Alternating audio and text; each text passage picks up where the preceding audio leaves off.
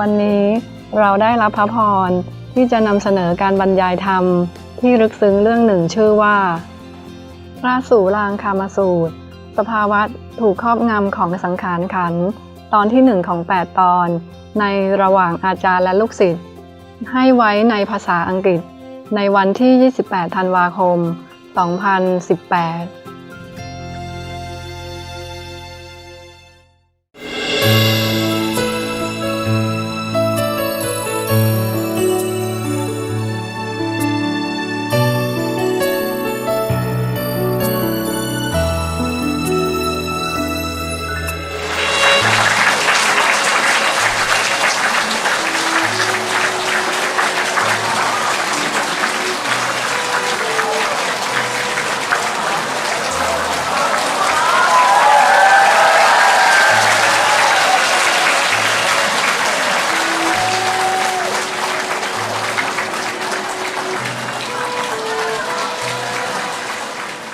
厨房呢？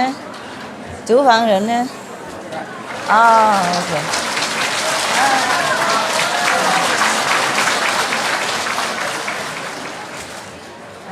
你带过去厨房人。举手厨房，厨房举 OK， 要给他们的，给他们，还有给他们。OK， 谢谢大家哈。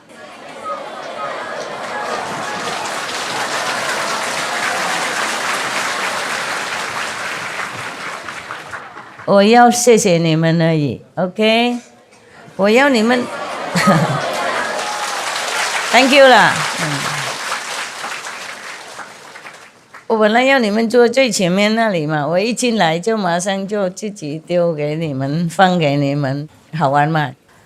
然后他们说你们在这里，我认为在前面，结果也是在后面，对不起了啊。好，没关系。我心还是一样感恩大家主访人员 ，OK 哈 ，Thank you。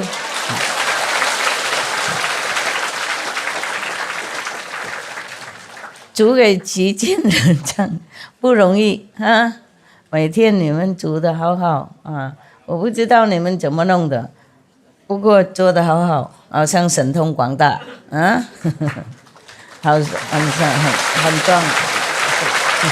Thank you 啊，谢谢大家，辛苦，厨房人员是好像最辛苦的，懂不懂？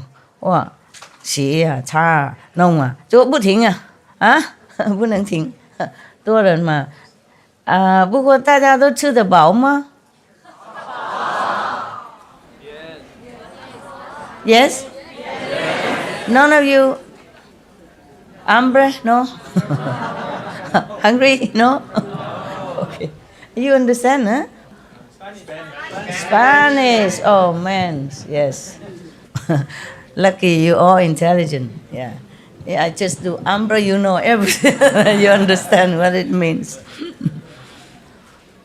All right. Yeah. I'm not sure if the system here is working well. I tell them to try their best.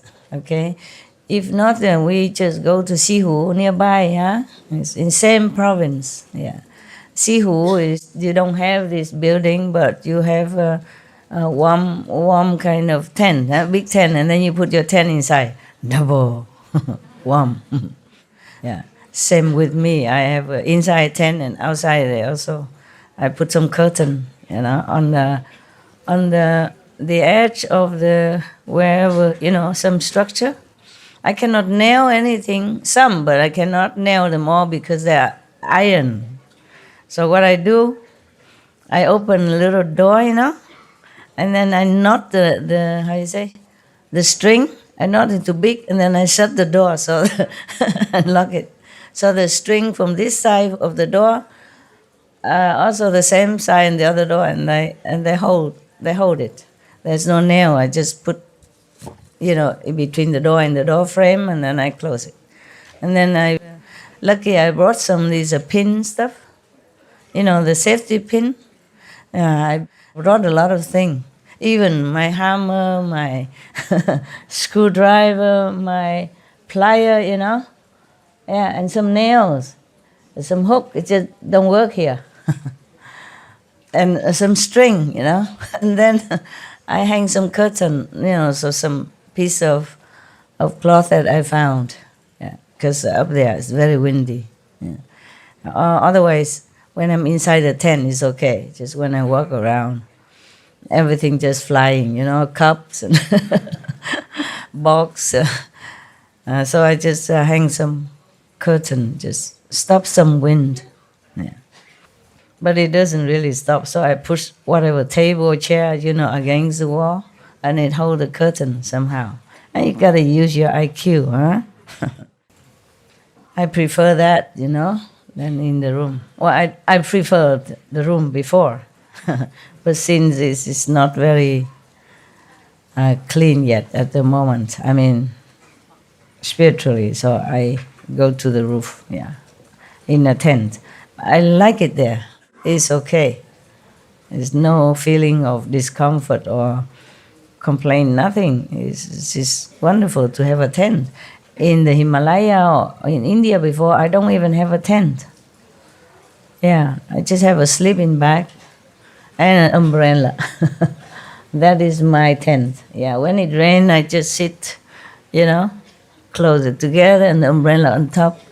It's okay. I don't know, maybe heaven feels sorry, so when I was there, it's not much raining.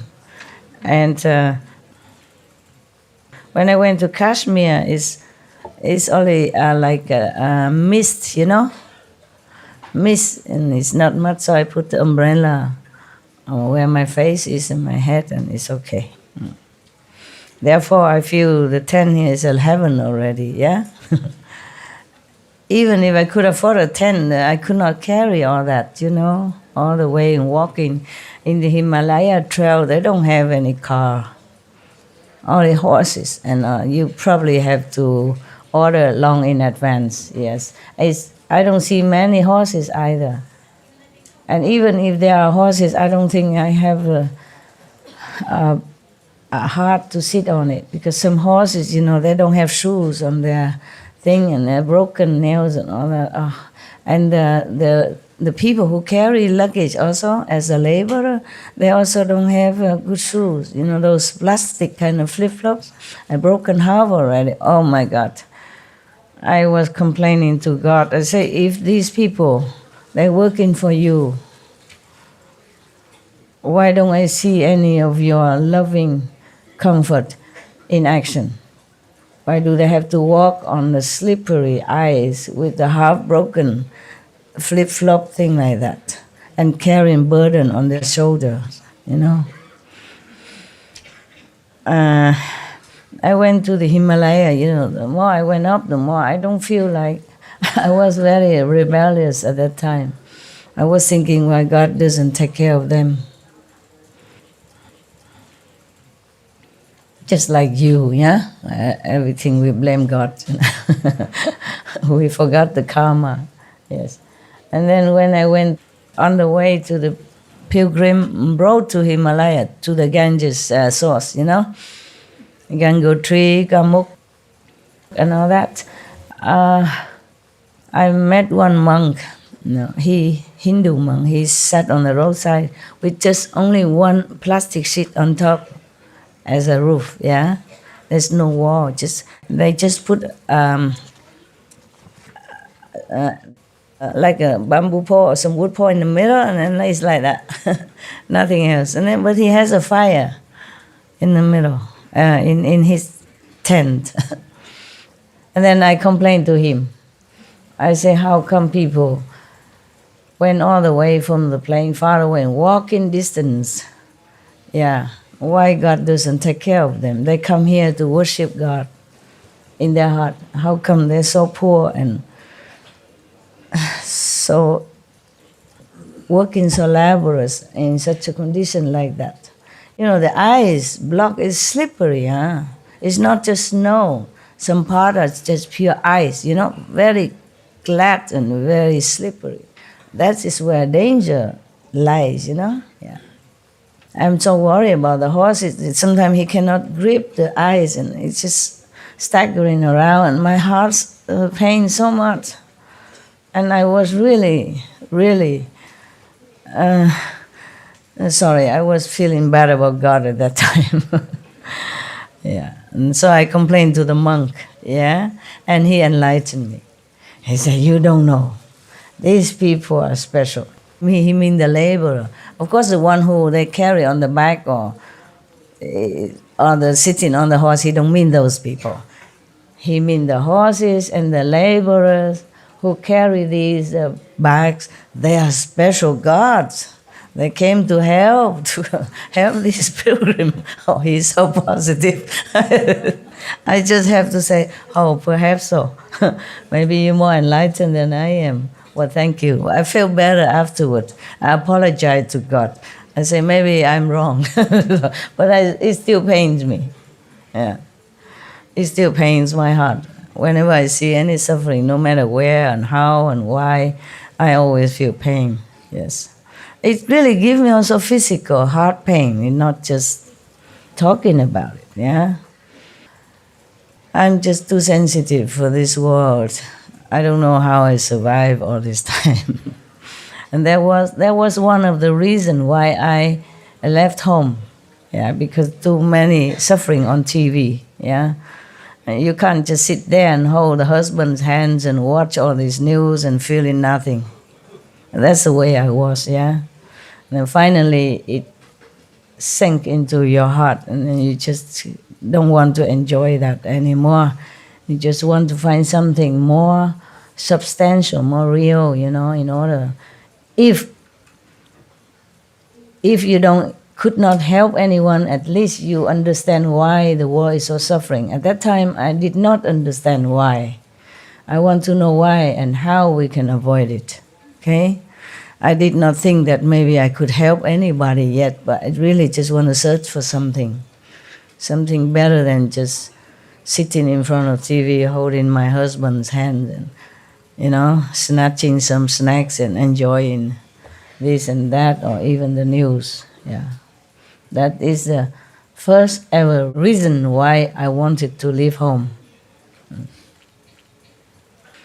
Okay, well, I hope you guys are better today. I see less of these masks. Are you feeling better? Yes? 有没有翻译？好，今天什么都比较好。We should really thank the past masters, monks and nuns and scholars who have taken time to record the Buddha's teaching after the master's nirvana, and also for the past and present persons, lay or monks or nuns who have really dedicated themselves, sacrificed their time and precious health or under any difficult situation to translate.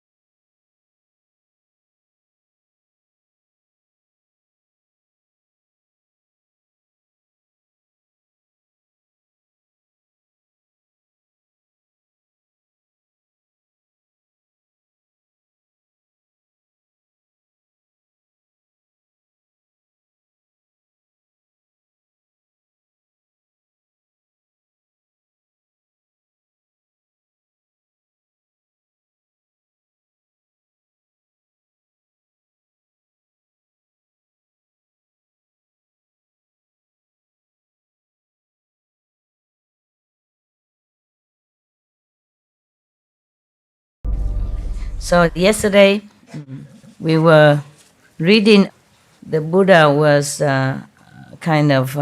requesting his disciples and the Bodhisattvas to try their best to protect all beings. Yeah?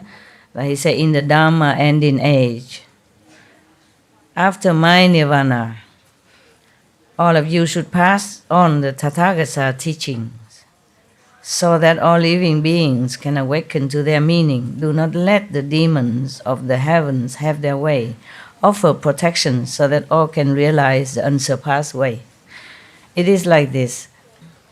The Buddha knew after his nirvana, there will be somebody or anybody or a lot of body come up, maybe just wearing the monk robes, or maybe just pretend to be Vimalakirti number 2nd or number 3rd, and teaching people the Buddha's teaching without understanding anything. Maybe just read, and somehow maybe enter some samadhi and then talk nonsense, or leading people into a bad way, just like the way we discussed yesterday with this physical lust, okay? So the Buddha knew that. After, it is funny, after any master died, they just try to copy it, not his own direct disciples or descendant of disciple. It's just that anybody, jump in and thinking, oh, it's easy to be a monk, just wear the yellow robe. They don't know the monk true life is very, very ascetic. Take a lot of courage and discipline. And you cannot just still eat meat, drink wine, and profess that you are a monk. Something like that. But the later generations, the descendants of the descendants of descendants, they didn't have no idea, no clue. And just as many other people outside in the world, they have ambitions, They want to be rich, they want to be famous, they want to be worshipped, things like that. So they just take up Buddha's teaching or Jesus' teaching, or whatever teaching of the masters, and become that, and then blah, blah on, and then make trouble for people. Not only make trouble for themselves by creating bad karma, and they will go to hell, non-stop hell and forever hell, but they even mislead others to fall into these hells. The Buddha is so compassionate. He already foresee the future of harm that may be before other innocent beings, and he won't be there to help them.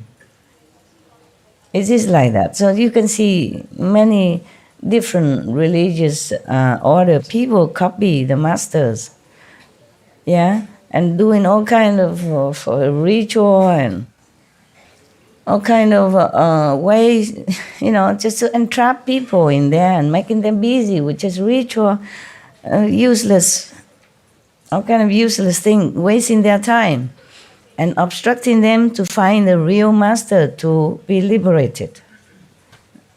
So the Buddha say that.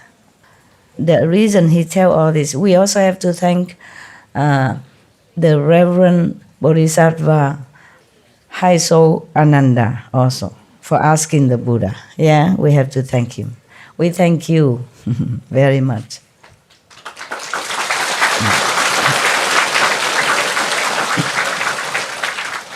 Many things the Buddha taught because Ananda asked. So he has a great compassion also. If Ananda did not ask, we would not have all this. Maybe Buddha did not think about it. And if Ananda did not ask on behalf of the mothers of Buddha, then we would not have any nuns, Buddhist nuns nowadays. Okay. Who knows, maybe one of the Buddha's nuns have become enlightened and continue teaching, a lot of other people there after Buddha's nirvana or during Buddha nirvana. There were some nuns who were very enlightened and have helped some of other who come afterward to be enlightened as well. If there was not that nun who explained all her own life and her experience to the newcomer, there wouldn't be so many other nuns who come and practice and know the Buddha's way. So it's very good. So Ananda is very great, great Bodhisattva, even though he played his humble role as a Buddha and not know too much assistance, but he truly possessed the great love of the Bodhisattva, of a great saint. You should know, Buddha or Bodhisattva don't always appear great or sitting on a high chair to talk to people. They do many different ways to lead different sentient beings. Even the Buddha say you have to be even a butcher and prostitute so that you can lead, do the same like them so that you can befriend them, then you can tell them. Yeah. Maybe visibly, maybe invisibly. Huh? Oh my God. There's no end to what the Bodhisattva and the Buddha is doing. And then the sentient beings is still so blind and groveling in darkness. Isn't that frustrating? All because of Maya. Maya. It's too much test to pass. And not many can pass. That is a problem. If you can pass, okay, but look like, so difficult. Some people meditate by themselves or enlighten themselves and they become Patekya Buddha, they enlighten alone by themselves. But that was because they have past life seed of enlightenment already. But some people, anyone just jump in and meditate and read in the Buddha Sutra and proclaim that he is already a saint. And this is a thing very, very dangerous to many people. Not just to himself, but to many people. So be careful what you say, huh? Okay. Don't tell me anymore that you're 7, 6, 8 level and all that nonsense. All I hope is that you liberated. Listen to me and don't do anything wrong so that I can fish you up quick. That's all I hope for, really. I don't expect any of you become anything big. If you can, wow, I'll be very proud and happy, but I don't dare to expect a lot, okay? Just meditate, be good.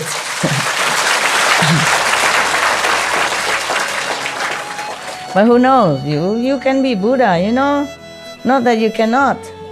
Just I don't dare to expect less that I will be very disappointed. And then boost your ego as well. And that is the thing I want to avoid. Okay?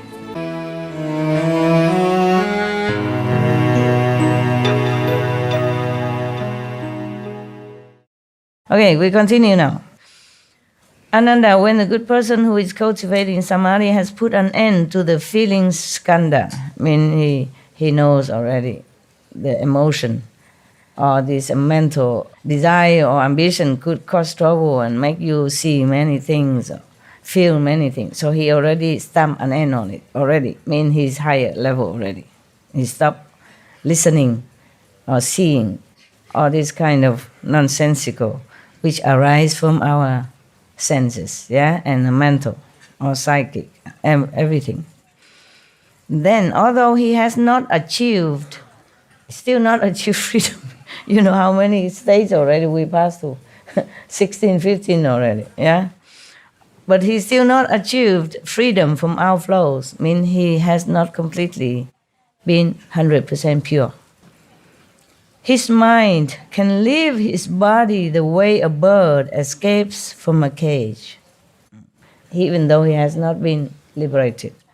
From within his ordinary body, he already has the potential for ascending through the Bodhisattva's 60 levels of sagehood.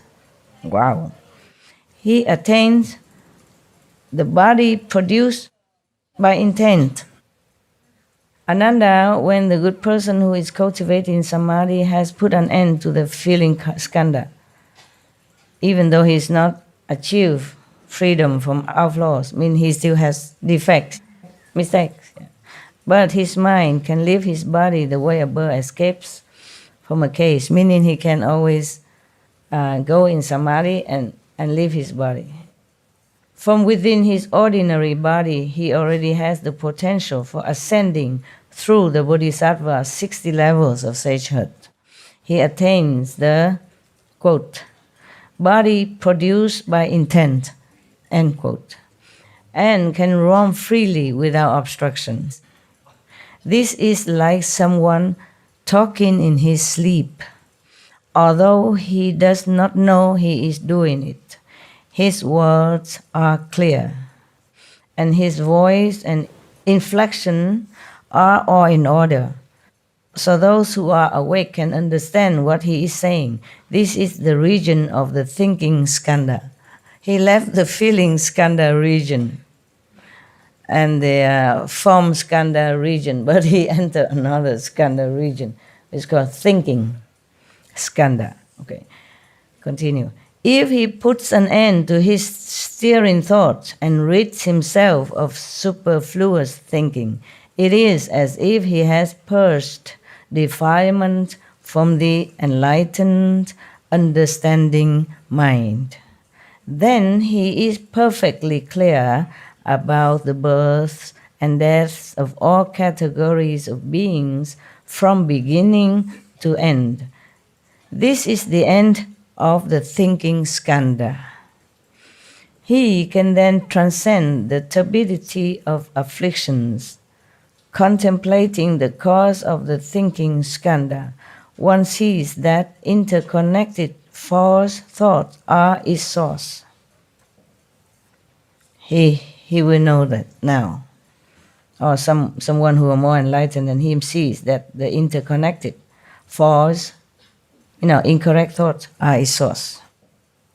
Ananda, in the unhindered clarity and wonder that ensues after the feeling skandha is gone, this good person is untroubled by any deviant mental state and experiences perfect, bright concentration. Within samadhi, his mind craves its perfect brightness, so he sharpens his concentrated thought as he greedily seeks for cleverness and skill. At that time, a demon from the heavens sees the opportunity it has been waiting for. He can go through 60 state of enlightenment and still get the demon's trap. Each spirit possesses another person and uses him as a mouthpiece to expound the sutras and the teachings. This person, unaware that he is possessed by a demon, claims he has reached unsurpassed nirvana. When he comes to see that good person who seeks cleverness and skill, he arranges a seat and explains the teachings. In an instant, he may appear to be a bhikkhu, enabling that person to see him as such, or he may appear as a chakra, the god, one of the heaven god of the 33 heavens, or as a woman, or as a bhikshuni, a nun, or his body may emit light as he sleeps in a dark room. Okay, so this is not the person who is just practicing, but the demon possessed somebody else and then appear to this cultivator in meditation or normally, and then appear like he's a bodhisattva or monks and nuns, and so telling him things, yes, because this one, the ghost or the demon, of course, has some power. So when he sleeps, he even emits lights and all that. So other people would think, wow, must be a saint. It happened. Yeah, some people have that before here, not here. In Taiwan, yes. Somebody sleep and don't have electricity, but then the room is brightened.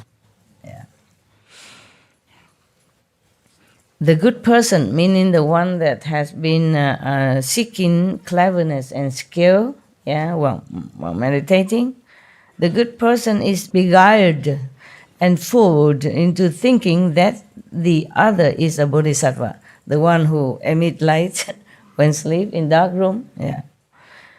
He believes the other's teachings and his mind is swayed. He breaks so his mind became misled, yeah, because he believed in this demon who possessed another person and emit light and talk dharma and all that stuff. Yeah. Emit light in a dark room, eh? We would all think that that person must be a saint, right? If we saw that ourselves, or something extraordinary. Yeah, many people believe that. Some in Taiwan, yeah. Happening. It happened. I don't know if it's still happening, but it happened. And people believe a lot in that person. So the person who meditates and pass through so many stages already still seek cleverness and skill. So this good person have been preached by the demons possessed person. And now he think that that person who is possessed by demon is a bodhisattva, I mean a saint. Therefore, this so-called bodhisattva was preaching to him and then he believed it. So his mind wavered. So he breaks the Buddha's moral precepts. Oh, that's bad. Not just misled, but break the precepts. And covertly indulges in his greedy desires, many desires. Whatever he desired, he fulfilled it.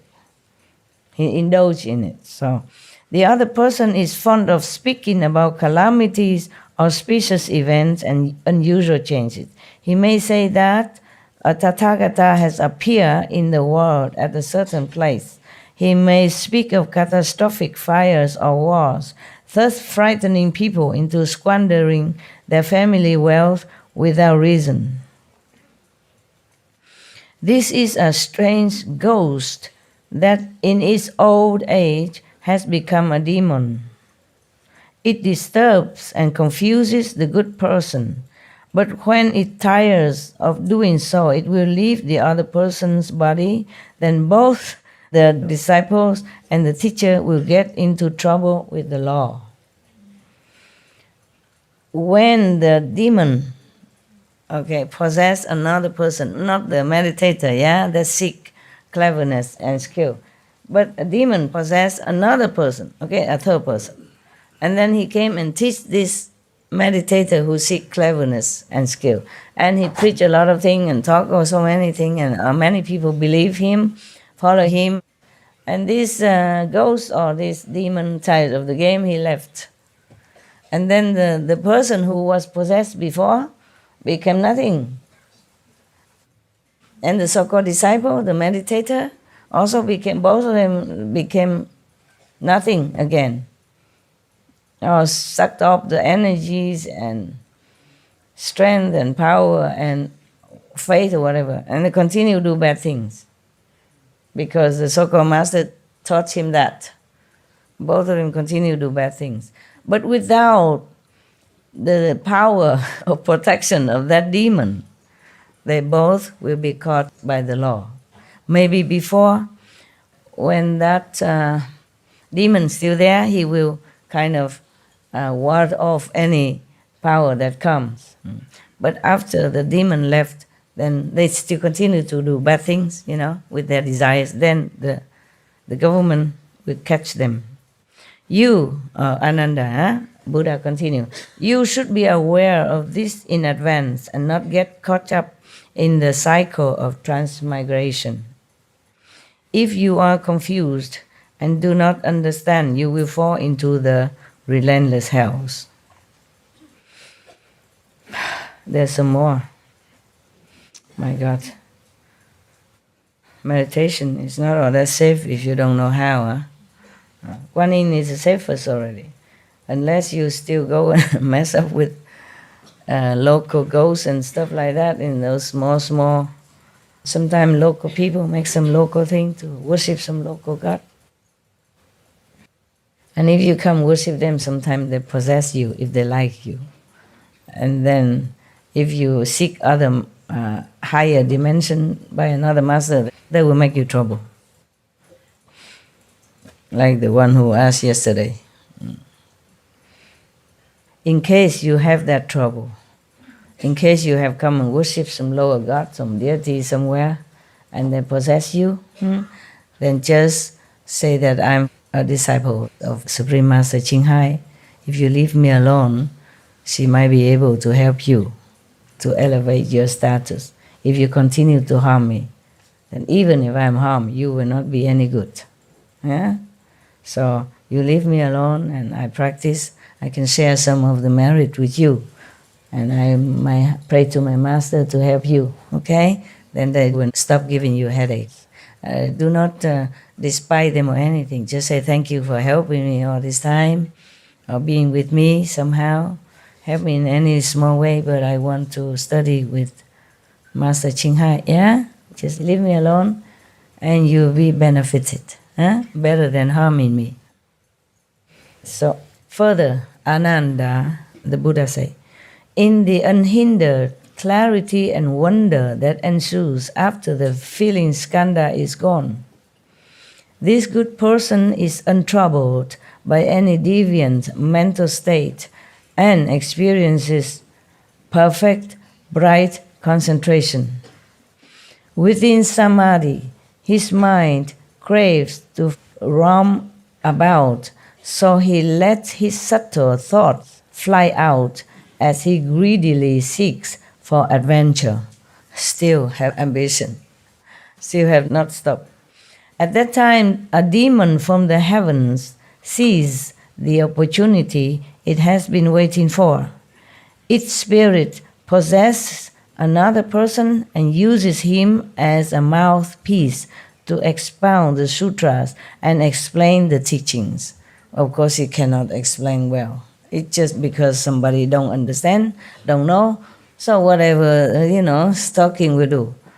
The evidence abounds. Yeah, you can see everywhere people go and preach and talk, repeat the sutra, repeating the Bibles or any others of past master teachings. Even though they don't understand or they just explain nonsense, a lot of people come and follow, offering all kind of possession, money, and worshiping them. You can see it, all over the world. Jesus also warned us that beware of the wolf in the lamb's clothing. So the person who has been possessed, of course he doesn't know, He's been blindfolded and seduced or bewitched by the power of the demon from heavens. From heavens, mind you, very powerful, okay? Not just a normal demon from your local little memorial place outside in the corner of the street. No, from heavens. So imagine how powerful he can be. At least more powerful than us, the human, in the human bodies, understand? But if you are straightforward, you keep the moral precept, at least the 5 precepts only, that's good enough. No one can touch you. No one can touch you, and don't worship anyone except God. Even if you don't find any master, if you don't believe me, just worship God only. God Almighty only, okay? Or Buddha, truly Buddha in your heart. You just ask for the true Buddha, worship maybe Shakyamuni Buddha, Amitabha Buddha, or God Almighty, or Jesus in your heart. You hold on to that, okay? If you ever doubt me or got out of here or got out of my circle, believe in God, believe in Buddha. Don't go worship any lower God, or even gods from heaven, They might mislead you, and you'll be in trouble. Rather, don't have any master or any spirit or anything, okay? Just worship God until you're clear whom you want to follow, okay? Whom is the one worthy of your trust, okay? Rather have no one. Otherwise, you'll be misled and then it's too late, Too late to turn around. Your life is precious, I tell you. If you lose this life, you never know when you get it again. You never know when you can find master again, true master. Many masters are enlightened, but what degree? Some are just 3rd degree, or 4 level, yeah? 4 is not bad already. Mostly just 3rd. They are enlightened. Not yet not, but not enough. Okay, not enough to liberate you. Some of my former teacher, I had to have them to bring them to the higher level, at least to the 4th level. Maybe cannot bring to the 5th immediately, but the 4th, they are liberated. Huh? Because I also thank them for helping me, for loving me, for doing their best. Whatever they know, they teach me. Maybe they only know that much, but they taught me with all their best. At least they don't lead me astray somewhere, okay? Go and worship demon or some magical things, yeah? Yeah, at least. All right, so now, remember, God, Buddhas, Bodhisattvas, saintly, enlightened beings are everywhere, everywhere. What I mean is everywhere, wherever you are. Their essence, yeah, their souls, their spirit, always everywhere. And if you sincerely pray, they will help you. If you don't have any master, sincerely pray, mend your way, be vegan, keep the good moral conduct as you know it, from the church or from the Buddhist temple, from the Buddhas or from other religious precepts. If you don't believe me for any reason, be a good person, keep the precepts, worship God and Buddhas. No lower God, no lower spirit or anything like that. They could harm you and then you can't get out. You can't get out of their clutch.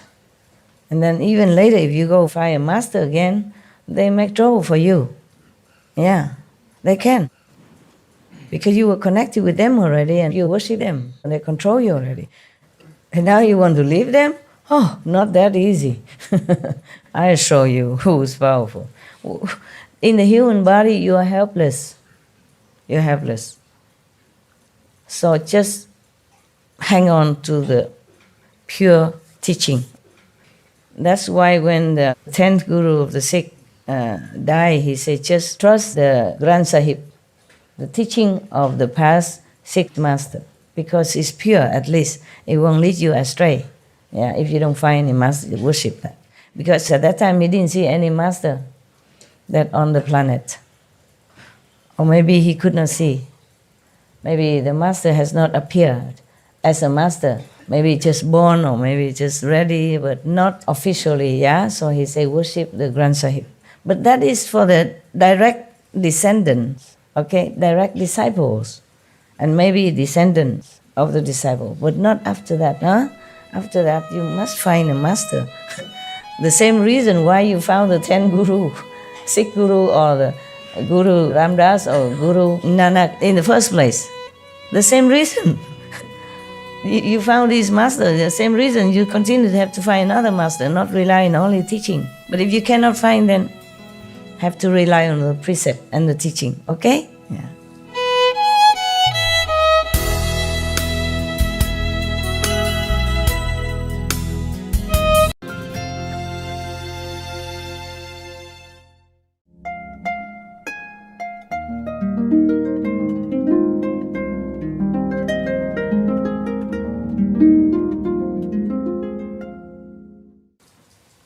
So continue, this person still break the Buddha precepts and indulges in his greedy desires.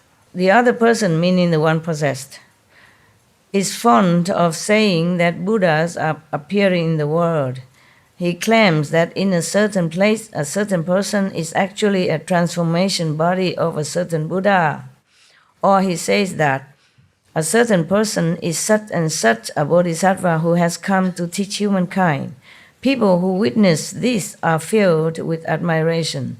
Their wrong views multiply and their wisdom of modes is destroyed. It's terrible when somebody just talk like that, harming so many souls. This is a drought ghost that in its old age has become a demon. It disturbs and confuses the good person. But when it tires of doing so, it will leave the other person's body, then both the disciples and the teacher will get into trouble with the law. Because they continue to do bad things, indulging in low desire, despite the moral conduct or despite the law. So, of course, after the demon left, they have no more power, then the law will catch them at the end. Not just misleading people, but having trouble with the law as well. My God, I'm telling you, everybody's a victim, huh? Told you. You should be aware of this, I mean Ananda and his assembly. You should be aware of this in advance and not get caught up in the cycle of transmigration. If you are confused and do not understand, meaning Anand, because Anand asked him, you will fall into the relentless hell. My God, the Buddha has a lot of energy, huh? He taught all this to Ananda. I don't know, we have to cut it into 3 days, 4 days, but he continued, I don't know how many days he teach Ananda in this. I'm not sure if he teach Ananda in the physical world or he teach in the astral realm, and then when Ananda come back, he wrote it down or tell people.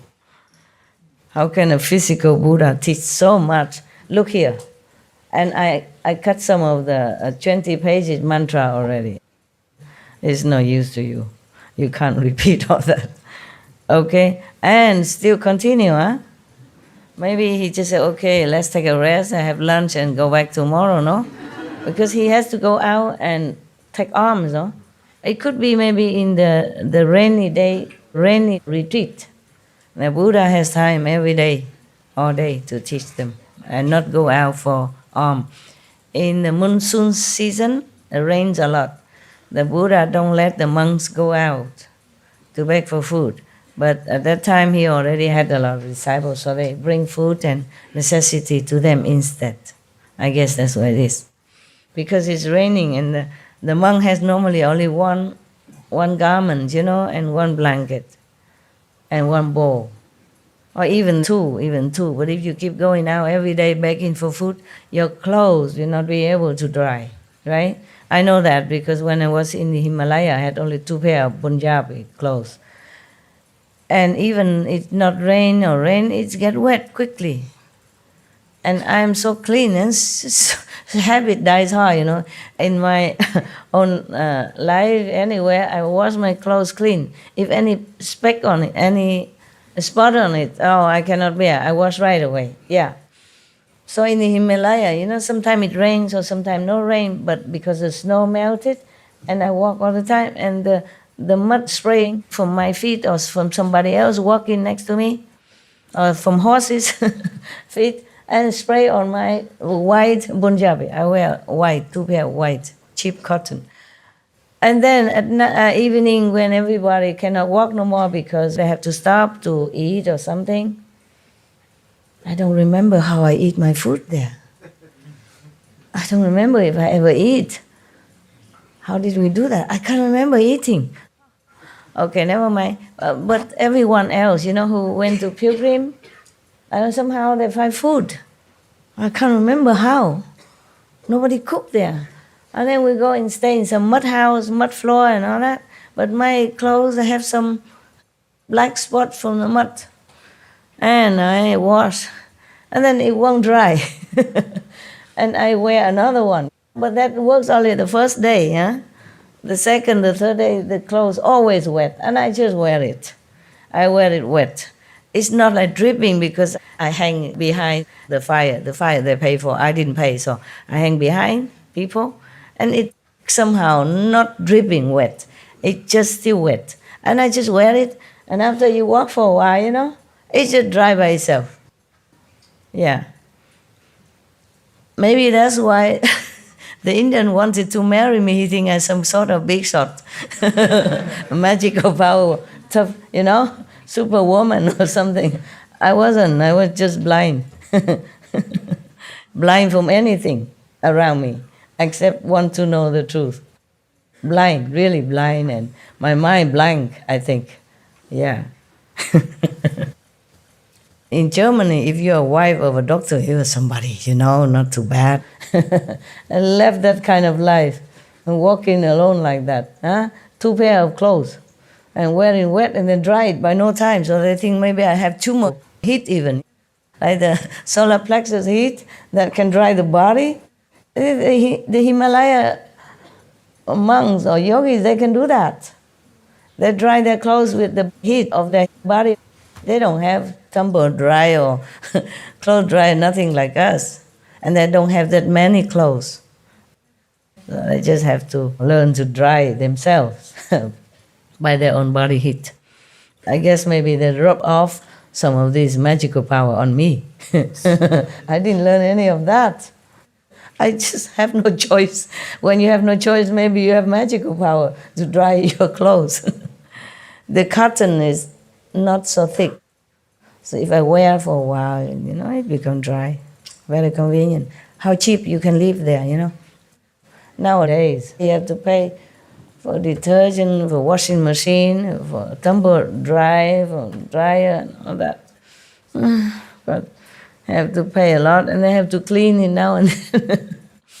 Yeah. I don't know if the civilized life is better than the life in that Himalaya, the life that I lived. I'm not sure which life is better. I don't know which life is more comfortable, more convenient. But it's not like all that romantic. You walk and then you have to go and find your bathroom, and sometimes you're in the wilderness and then you hear some noise and you're scared, some animals. Yeah. And also sometimes you can't find food. Yeah, and now I remember one time. The only one time I remember food is that time.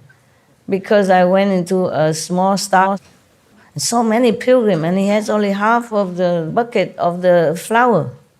The flour that they make chapati.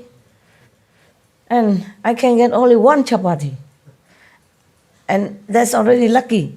People who come behind, they say only the empty bucket, no more. Just a small little boy from somewhere village, he has only half a bucket of chapati flour. It tastes like heaven. Oh my God, I never remember anywhere tastes so good like that. I just remember the coming down from the Himalaya, I got that. Anywhere else, I don't remember how I got food. I don't remember if I ate.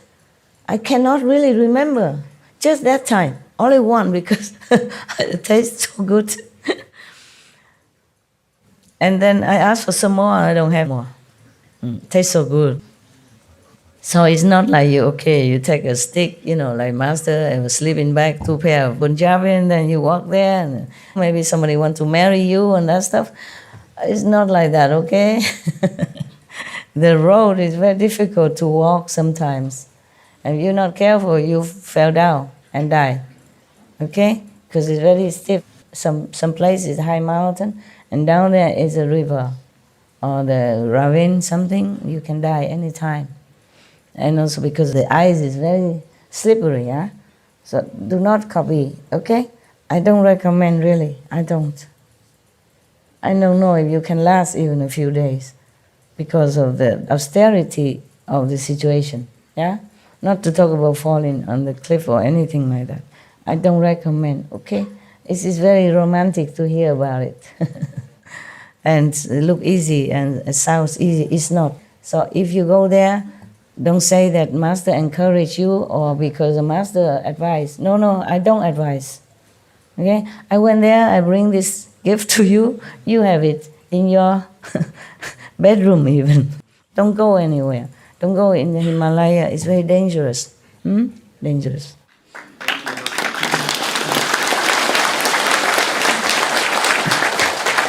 If you don't believe me, you ask this Indian brother if all the Indian think is a dangerous place or not. You tell them, brother. You tell them. That is the reason I took the shortcut. Shortcut, okay. Yeah.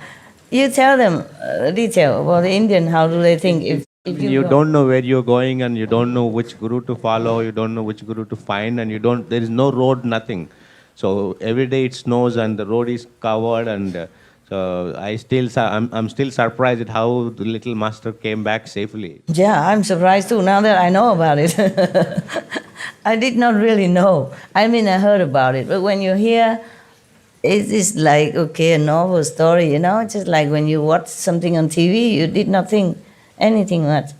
But when you do it, it's different, okay? Even if you find a master, everybody looks like really enlightened, but you cannot figure out the difference. It's true. Many so-called monks or other masters just come tell me, I am the guru. I will teach you this, I will teach you that. It's true. And after I stay with them a few days, I know it's not what I want. Yeah, I also don't know how I went back here. It's not only finding the master, but the road and all that, very difficult. Yeah, every comfort that you think you might have because you have money is wrong. Even you have a lot of gold or money with you, you can't even buy food there.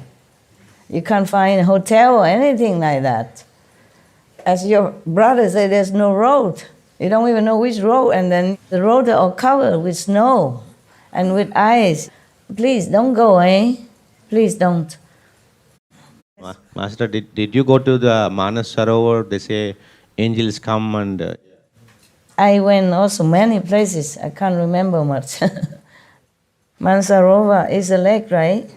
It's where you bathe and you have immortality. Yeah? It's Heaven's Lake, and in the night, and angels come down. And Did you go there? no, I cannot dare.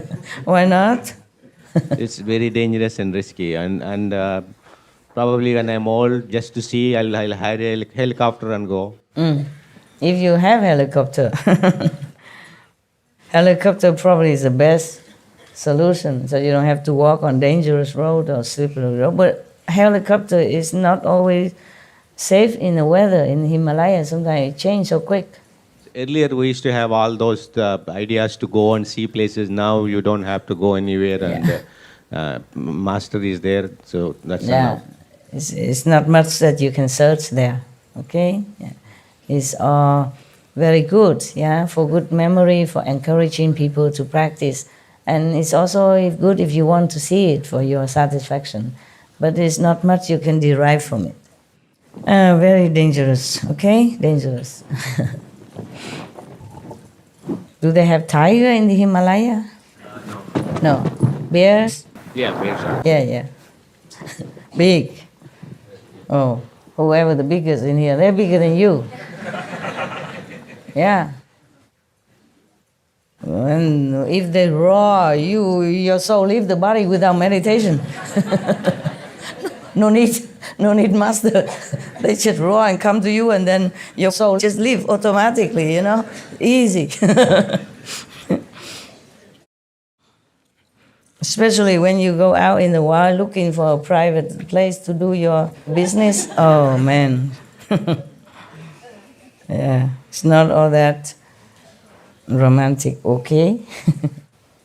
Okay, now the person is in good state of samadhi, but he is still greedy. It's not about greed, but maybe too anxious, too fanatically want to seek union, the spiritual oneness, yeah? And so he clarifies his concentrated thought as he greedily seeks for union with God or the divine or whatever. That even still not good. You just let things take its course is better than pushing it. Huh? Because if you're so greedy in such a way or so fanatically seek for union with God when you're not ready, then the demon from the heavens sees the opportunity it has been waiting for. Its spirits possess another person and use him as mouthpiece to come to you and explaining, you follow me, you will go union with God, etc., etc. Same like if any master would tell you. This person, unaware that he is actually possessed by a demon, this is the third person, yeah, not the meditator, claims that he has reached unsurpassed nirvana.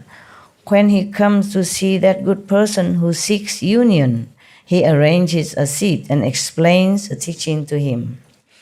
Neither his own body nor the bodies of those listening to the lecture go through any external transformations, but he makes the minds of the listeners become enlightened before they even hear him speak. So they experience changes in every thought.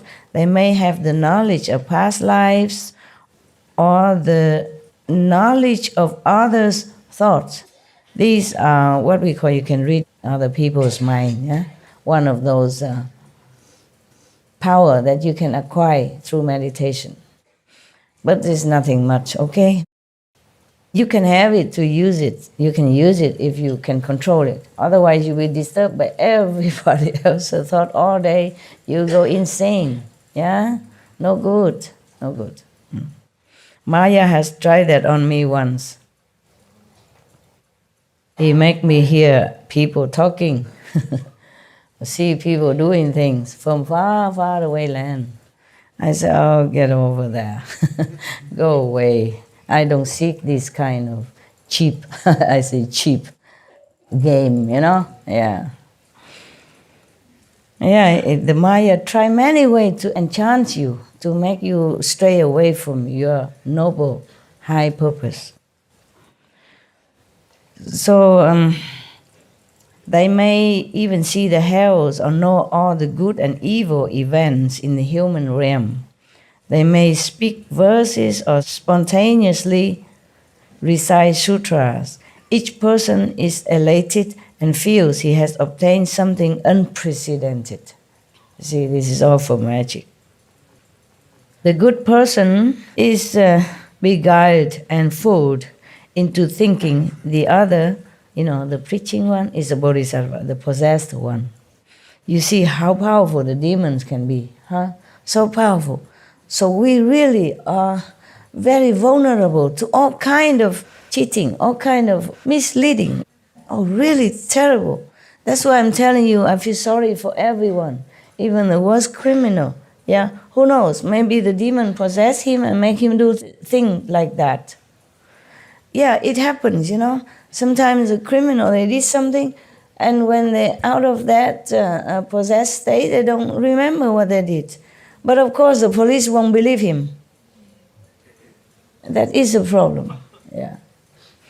I feel really sorry. I feel all the beings on this planet are all victims of some sort, of some influence, either by other beings, by other humans, or by demons.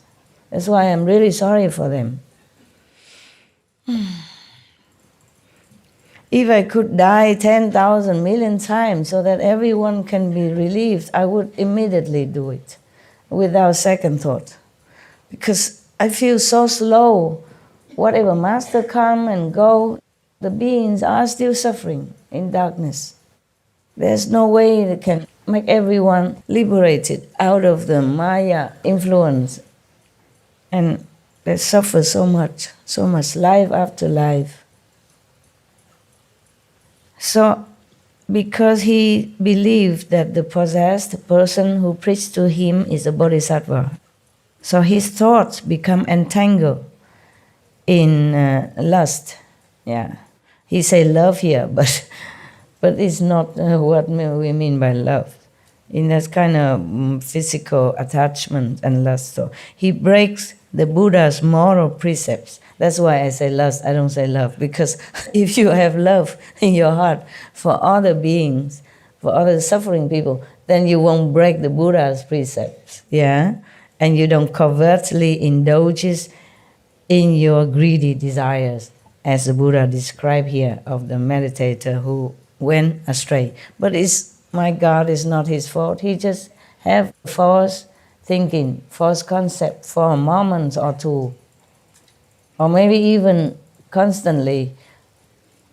But he did not intend to harm anyone, and the demons still can possess him. It depends on how you. It's not like, okay, you want to become Buddha or you want to be one with God, then all the demons will come make trouble for you. It's not like that. It depends on why you want it, how you want it.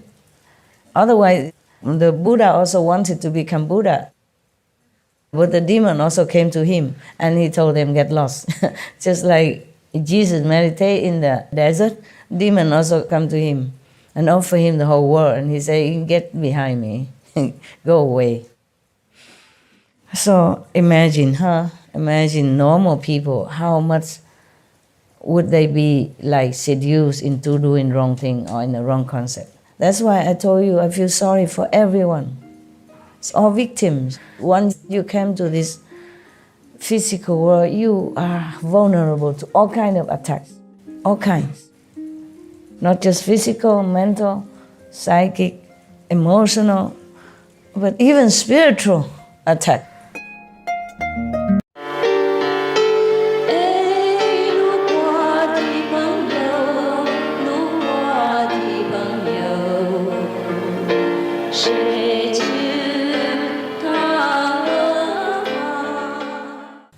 So he is fond of saying, same to other ghosts before him. The possessed person is fond of saying that there are greater Buddhas and lesser Buddhas, earlier Buddhas and later Buddhas, that among them are true Buddhas and false Buddhas, male Buddhas and female Buddhas, and no such thing as male and female Buddhas. Unless the Buddha descend into this physical world, there's nothing as female and male in the Buddha's realm. And that the same is true of bodhisattvas. When people witness this, their initial resolve is washed away and they easily get carried away with their wrong understanding. Meaning when people come to this ghost possessed person, they came with good intention, pure desire to know God, to know the Buddha, yeah. But then after they hear him talk, even though he talk about Buddhas and all that, but he diluted their resolve, their pure intention in the beginning. So instead of encourage them, the listeners, followers, to continue with their noble resolve when they start, their preaching, so-called preaching of the Buddhas and all that, have the opposite effect. This is a problem, you see? So at least you can know the wrong from the right, If somebody preaches to you, and you certainly feel like, oh, I don't care about precept, or there are better Buddha somewhere, in heaven, I should seek for that instead of worrying about Shakyamuni Buddha or Guanyin Bodhisattva, etc., or God. So instead of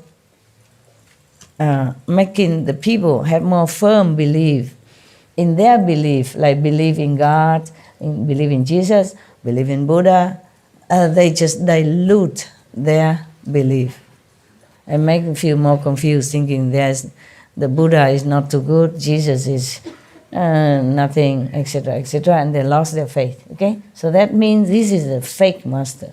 In any case, if they make you doubt God or the past great masters, then no good. Okay, no good. This is a male ghost that in its old age has become demon. It disturbs and confuses the good person, but when it tires of doing so, it will leave the other person's body, then both the disciples and teacher will get into trouble with the law. It's similar to the above cases. You should be aware of this, Ananda and other monks, should be aware of this in advance and not get caught up in the cycle of transmigration. If you are confused and do not understand, you will fall into the relentless hells. Oh man, so many hells. Oh.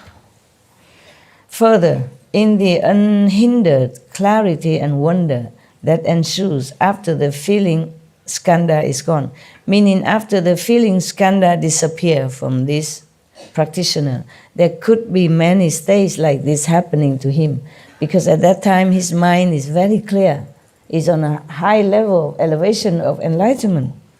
But this and that could happen to him due to his mind still not clean, still have ambition, still have desire. Yeah. Sorry, I forgot to drink tea. I don't have any tea in my house. I wanted to have one. They give me so many teas. Not that they don't give, it's just sleeping tea, relaxing tea, night tea, calm night, no worry tea. Oh, yeah. And then, of course, if I drink that, I say, okay, all of you, take care of yourself. You have no problem. Yeah. And the CP do what they want, okay too. Yeah. Be happy, no worry, go lucky, right? I want to find the tea that keeps me awake a little while. I normally don't drink tea or coffee, very rarely, yeah? Except when I was in India, I was constantly hungry. So mostly the tea is always available, you know? And then you can dip some, what is that then? Huh? Tea what? Tea biscuits. No, I don't even have biscuits. You're lucky. Yeah. I have some instant noodle. No, instant noodle. I soak in it. And then, you know, it calms the stomach. No need calm tea. The instant noodle in that tea, even black tea, calm my stomach right away. Oh, man. I'm coming here to work and they give me only this calm tea, relaxing tea, good night tea, night tea, no worry tea. Oh man, you see my cupboard full of these kind of teas. I dig them all out. It's all the same. Upstairs same, downstairs same. They think I come here just to sleep. Huh? My God. You guys, I mean, some of you or I mean whoever that was, truly are in a very big dreamy state of samadhi. I think the master life is so smooth. All she does is just drinking tea and go sleep. Yeah. Therefore, there's so many of this kind of tea. It's different names, but same effect, you know? Calming, sleeping, dreaming. Sweet dream tea, you know? You really had no idea how I have to work, do you? Wake up, please. Uh-huh.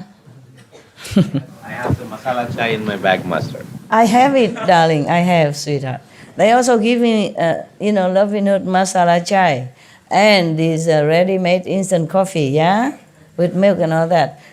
But it's too sweet. For me, I can't take it.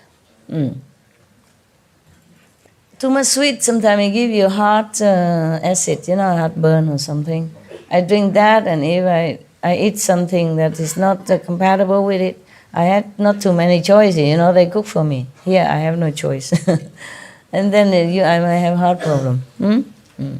Normally, I don't like sweet too much, except when I was in India because I was so hungry. When I finish working, I come out, no food left, only a lot of dishes, and I start washing. That also calm your hunger. You forget, for a while. And then in India, I always crave for sweet. Oh, would be lovely to have some of these, sweeter than sweet, the Indian sweet. Because the weather is hot. Yeah, oh, so many. Indian sweet is sweetest in the whole world. Sweeter than sugar, sweeter than sweet, yeah. Very sweet. And normally I don't like it. In India, I long to have some. Don't have. If we order them, they'll ship it in 24 hours, Master. I know. Thank you, my love. You were not there. Yeah. I were nobody. Even you were there, you won't find me anywhere. I'm just one of the crowd. Yeah. Who works for the master of that ashram but has no pay, no food. Even work for food is not the norm there. They forgot me. Yeah? They eat everything and they left all the dirty dishes. And one time, I went into the kitchen, because I saw the dishes from outside, from the door. I went in to try to wash the dishes. Mountains, All the disciples ate and followed the master, the guru. And I am left alone, I just finished office work. I go out, see the dishes. I went in the kitchen to work. And then after some time, I saw the master coming. He probably saw me come in the kitchen. Why long time I did not come out? What am I doing in there? There's nothing in there to eat. Not even raw food, raw potato, raw flour, nothing. After they cooked, they moved it out. You understand? Or maybe they cook somewhere else. I don't know. Empty. And the masters just saw it and then passed by. Don't say nothing. I also don't say anything. I'm too busy washing up. Yeah, it's just karma, okay? It's not the Indian people. They're very hospitable. Huh? Everywhere you go, they offer what they have. Huh? I experienced that when I walk around alone in the Indian country. They all greet me with, happiness and hospitality. And I wasn't wearing monk robe or anything, not all the time. Only when some Indian tried to flirt with me because I was alone, then I begin to wear the monk robe to ward them off. Yeah. In Pune, we saw Master is wearing a sari. Yeah. I was invited there. I didn't know where Pune and what they're doing. I was invited. I thought came in there to talk. And then when I went there, just doing nothing much, just listen to their music. And then I had something, I had to leave. Yeah. I wear sari, not just there, in America, I also wear sometimes. Yeah. Why you tell me that? No, we saw the videos, Master. Okay. I wear all kind of things, don't you know? My wife is Indian and she saw Master wearing sari, she felt happy. Of course, yes. That's why I wear it, to make your wife happy. And many other wives happy. What do you think why I wear it? And she put it as a picture on the laptop, desktop picture. My guru, Indian. Yeah, they like, of course. Wearing sari is not all that easy. It's a long, long thing. You have to know how to wrap it, otherwise it keep falling. One layer after another keep falling, It's 5 meters. Yeah, you have to know how. Otherwise you must have a servant who help you. Otherwise every layer keep falling off. It's like a spiral, yeah. You must know how to tuck in where and what. Otherwise it keep falling, one layer after another. Yeah, it look beautiful though when the Indian wear it. Beautiful, yeah. All right, thank you. I ordered the sari for me when I go to India. Yeah. Okay, now it's a May ghost that in its old age become demon, blah, blah, blah. The teacher and disciple got into trouble with the law. You should be aware of this.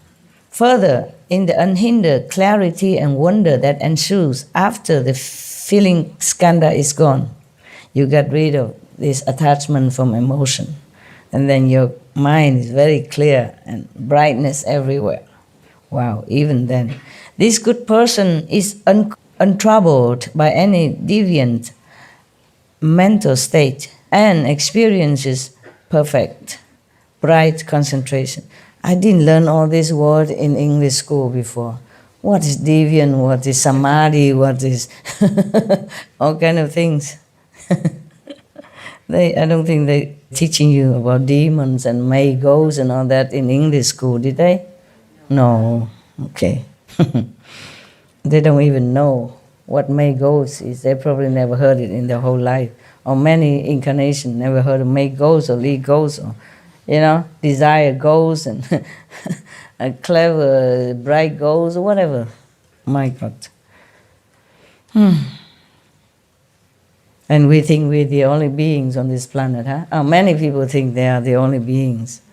Everywhere. The whole universe is only us. Yeah. No one else. That's some theory thinking like that, huh? The Buddha showed him. And then after he get rid of the feeling skanda, that he's more clear, okay? He's non-attached, no more emotional, and even he can control his emotion. That's what it is. Maybe he still has emotion, but for him, he knows it's just a state of mind. It's easy for him to control. Now, and he's untroubled at all by any deviant mental state and experiences perfect, bright concentration. Wow. Everyone would think you already, get to the seventh heaven, right? Within samadhi, his mind craves to know the origins of things. So he exhaustively investigates the nature of physical things and their changes from beginning to end. He intensifies the keenness of his thoughts as he greedily seeks to analyze things. even in samadhi, how can anybody be thinking like that, huh? You would think if you are in samadhi, you are all quiet and tranquil, yeah, peaceful, still have some of this subtle thought from the mind, because the mind has been programmed, a second level, not high level. So you're programmed to think that, do that, want that, and then also the memories from this physical life. When you're born until now, you have so many images recorded, yeah, from the brain, and then transmit. The mind also know it, and then that's how it keep broadcasting out for you, just like a record player. So, at that time, when he was greedily seeks to analyze things, because when you want to analyze things, that means you're still in this kind of intellectual trap, of thinking what's right, what's wrong, where, why, how, what, yeah, and all that. So you're not truly enter into the deep state of reunion with God. That's why the ghosts can come. Now, at that time, a demon from the heavens sees the opportunity it has been waiting for. Its spirit possesses another person and uses him as a mouthpiece to expound the sutras and explain the teachings. This person, the one who possesses, unaware that he is possessed by a demon, claims he has reached unsurpassed nirvana.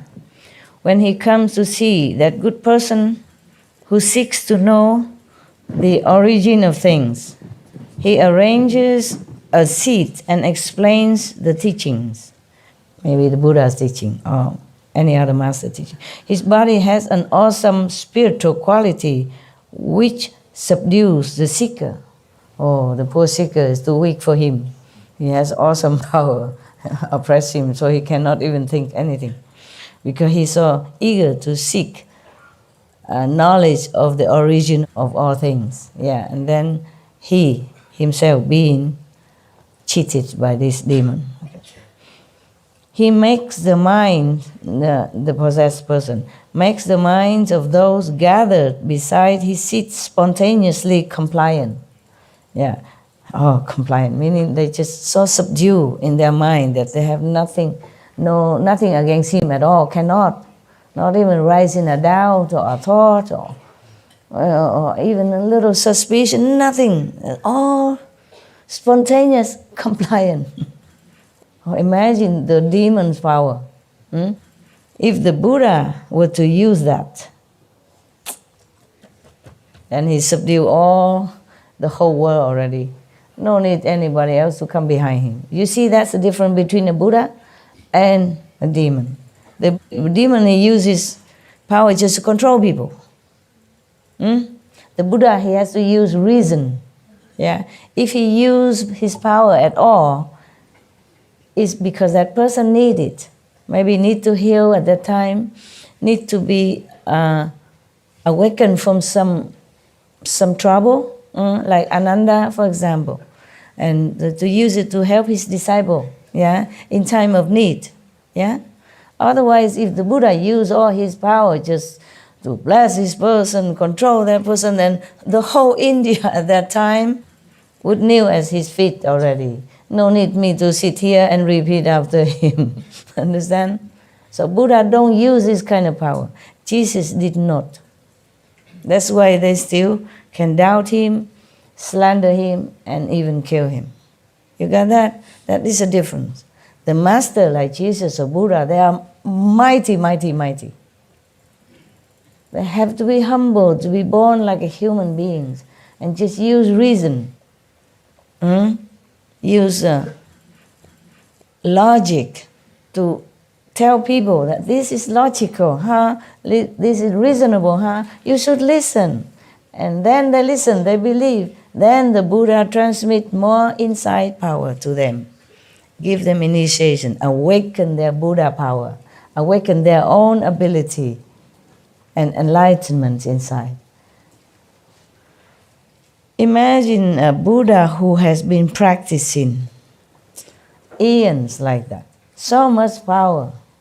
and still has to humbly be just like a normal person and let other people even doubt him, slander him, and want to assassinate him. Huh? Jesus is the same. That is the difference between black magic, demonic power, and the true power of love.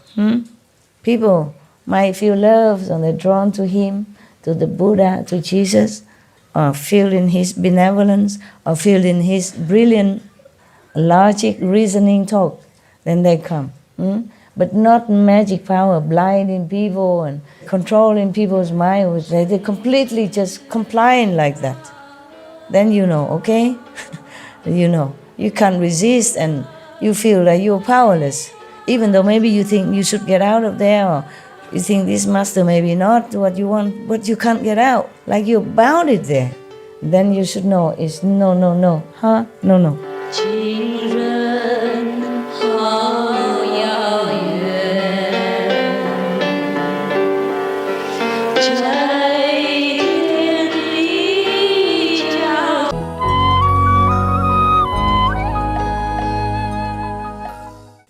So these people who gather around this practitioner, listening to the demon-possessed person, feel helplessly subdued, just like that, sitting there, can't even think or doing anything anymore.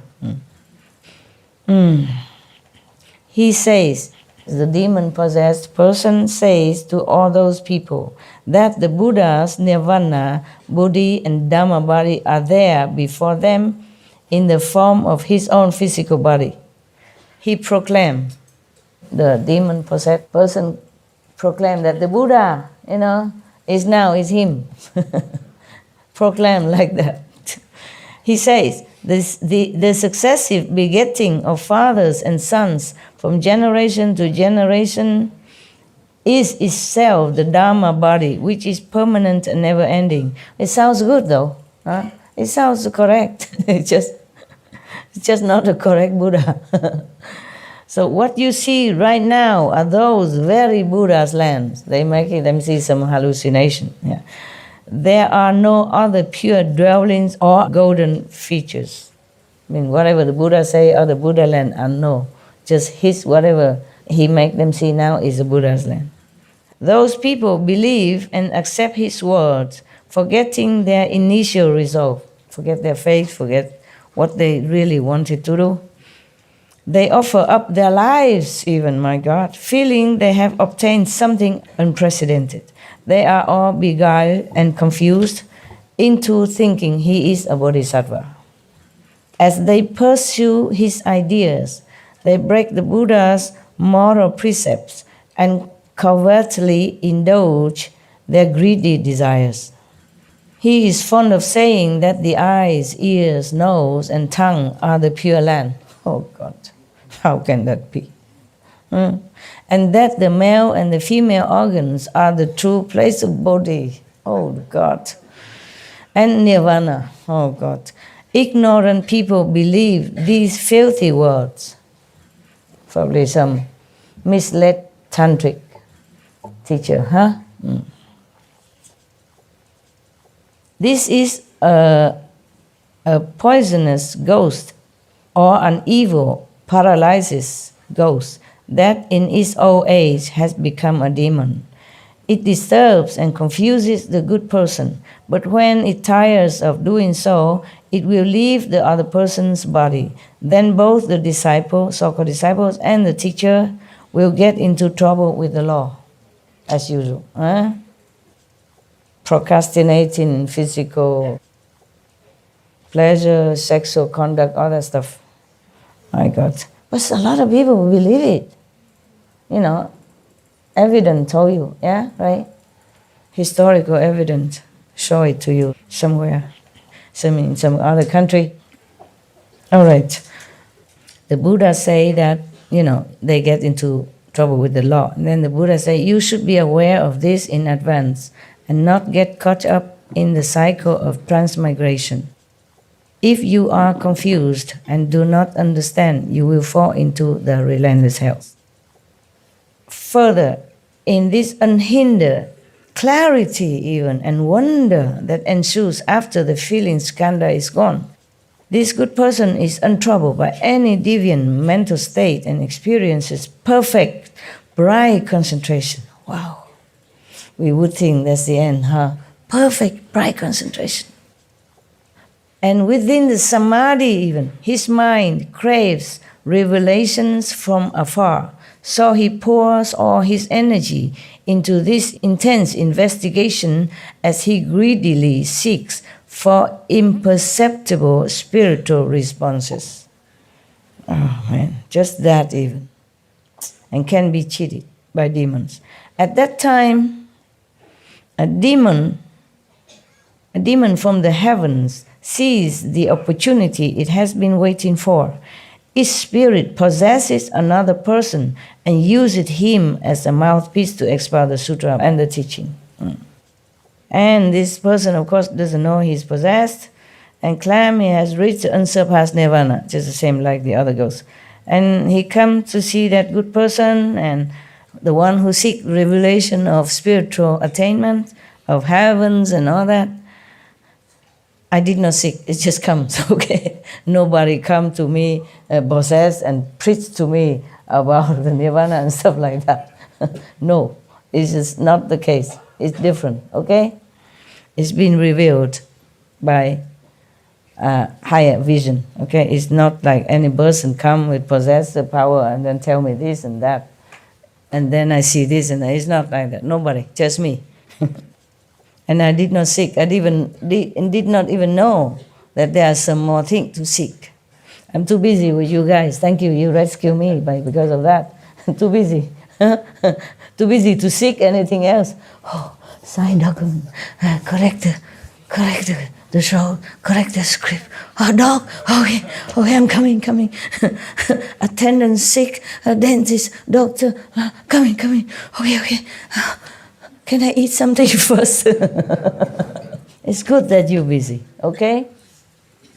So it's not that if you go in the mountain and sit all the time, then you get into a Buddha's land. Maybe not. Maybe the work is good for you. Keep you too busy to even thinking, I want to seek something, spiritual revelation or skills or knowledge like this practitioner, okay? Truly, when you're so busy, every waking minute of your life, you would not be able to think about anything. Truly not. And if you have to work while you're eating as well, then maybe it's even less, you concentrate on the food. too hungry, yeah? Or maybe half on the food, half on your documents. Then at least your mind is all in the good things. Not too idle to think of any other greedy stuff, whether domestic or heavenly. Yeah. That's why in the West we have a saying, an idle mind is a devil's workshop. It is like that, yeah, mind you. So be busy. No thinking of boyfriend in your samadhi. Or girlfriend. No. Yeah. And then he briefly appears, the demon-possessed person briefly appears to his listeners in a body that looks 100 or 1,000 years old. He just used magic to do that. They experience a defiling love for him. Defiling attachment is better than love. I don't know why the Buddha used the word love here. Maybe the translator. I think in the old time we don't have so much vocabulary, to express differently, yeah? So everybody nowadays also even they just say, I love you, In fact, actually, just want to go to bed with you, something like that, yeah. Well, not all, of course, okay, huh? Not all, but our enemy is coming back and love each other, so much love, yeah. So they experience a defiling desire, okay, or attachment or lust for him and cannot bear to part with him. It's similar to the love they have for the master, eh? When the Buddha was alive, the disciple also want to be with him all the time, yeah? and always come to see him. And when Jesus was alive, people also hang around him. Yeah? It's so similar that you could not even tell. And don't you see how poor people are? How pitiful our beings are, eh? Yeah. They don't even know anything. And these guys come from nowhere and then defy them like that and cheat them like that. This is not fair. I tell you, that's why I hate Maya. I say I look down upon you. I have no word to describe how much my heart despises you. I have no words. Just get out of my sight. Sometimes you come and blah, blah. So get out of my sight. I feel repulsive when I see you. Yeah. When I think of whatever you do to other people, you know, you better stay away from me. So we are not the same type. We're not the same kind. Okay, so they cannot bear to part with him even. So they personally act as his servants, tirelessly making the 4 kinds of offering to him. Each member of the assembly believes that this, possessed person is his former teacher, his original good and wise advisor even. They give rise to love for his teachings and stick to him as if glue. Glue. Feeling they have obtained something unprecedented, like the other mentioned before. The good person is beguiled and fooled into thinking the other is a bodhisattva. Attracted to the other's thinking, he breaks the Buddha's moral precepts and covertly indulges his greedy desires, like other things.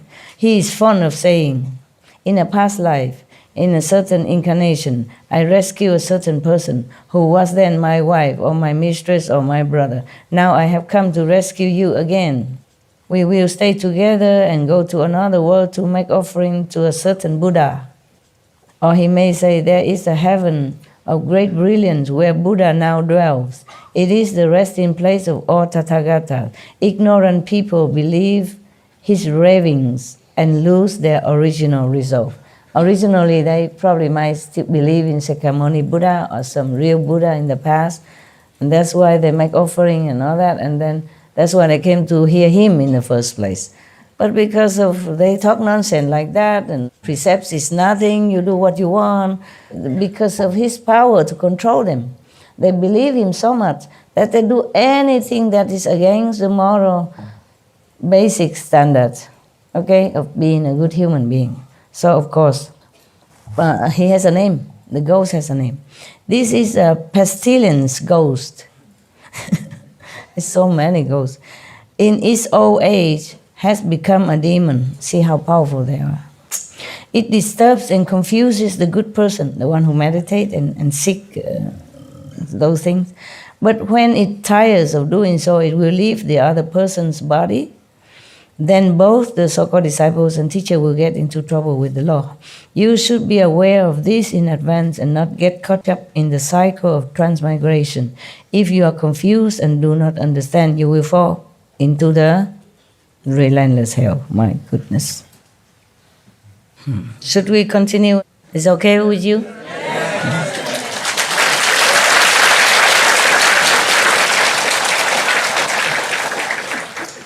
How come you like to hear about demons so much?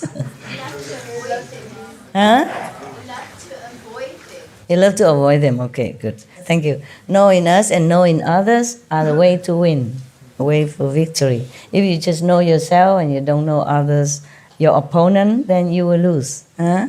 That's good. That's what we say in Vietnam. Knowing the opponent and knowing yourself, meaning know the capability of both. And 100 times you fight, 100 times you win.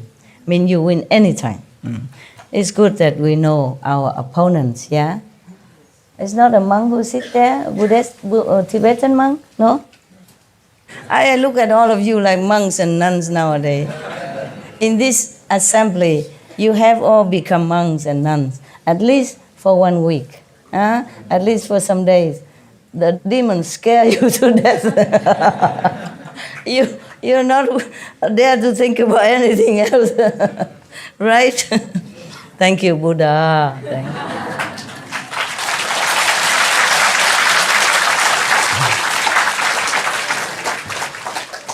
I don't know how many days the Buddha has spoken to Ananda for this. Yeah, because he continue. It doesn't say here, okay, let's go have a tea break or anything. Continue forever. I wonder if the Buddha preached to him in Tusita heaven, not on this planet. It didn't say so.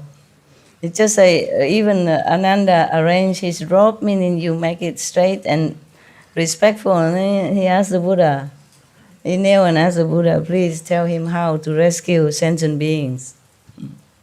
Even though he say he's not nowhere yet, but how he and other can rescue other beings. Yes, he just humble, or maybe he doesn't know his state. Of course, he has to play his role at that time. Otherwise, how come the Buddha just die not long and then he enlightened and become, one of the successor right away? Huh? So now, a pestilence, rotten ghost, and have so much power. I feel ashamed as human. He's just a rotten ghost and he has so much power to sway people's mind and cheating them into believing him that much. And we so powerless. We're supposed to be God and Buddha. How we have no power? Huh? Imagine that? That's the price to come into this physical body, huh? That's the price to pay. You have come here for some reason, and you also have to make a contract before you come. You have made a contract. Maybe also intended to do good, but then when we come down here, they make us forget everything. Forget. And just go with the flow. This is a pestilence ghost that became a demon in his old age. It disturbs, confuses people. When he leaves the body, then both of the so-called disciples and the teacher will get into trouble with the law.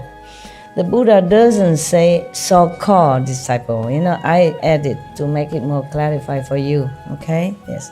Because the Buddha he's so gentle. He said that both the teacher and the disciples.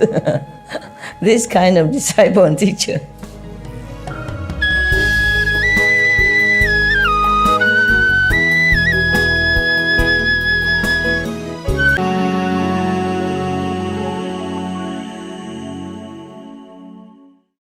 Further, in the unhindered clarity and wonder even that ensues after the feeling skandha is gone. My God, the feeling skandha is a big hindrance before, so that you cannot go into further stage. But after that, you still are vulnerable. This good person is untroubled by any deviant mental state and experiences perfect, bright concentration.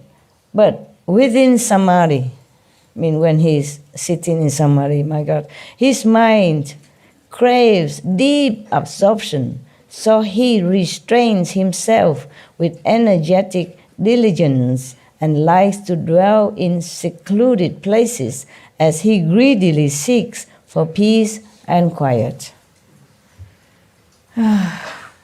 Even in samadhi, still fall into trouble like that.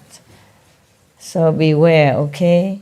Always recite the protective 5 names and the gift, if you remember. Yeah. And do not think that you are anywhere yet. Even if you are anywhere, so what? Okay? Important is be a good person. Keep the moral precepts. Meditate diligently so that you can elevate yourself and maybe some leftover blessing for other people around you. And if there are enough people like that on our planet, then the world will become a much better, peaceful, paradise-like. Yeah.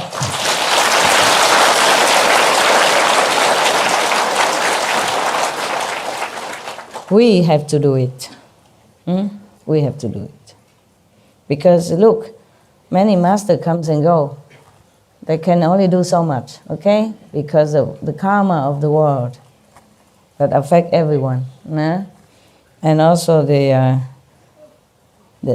minds of the people on this planet make it difficult for any master to even continue to stay alive and to teach them anything, because they don't accept, they reject, they confuse, they've been confused and brainwashed by so many of these so-called demon-possessed person. And even after the demon left, these people still continue to be confused. Just be good, do good.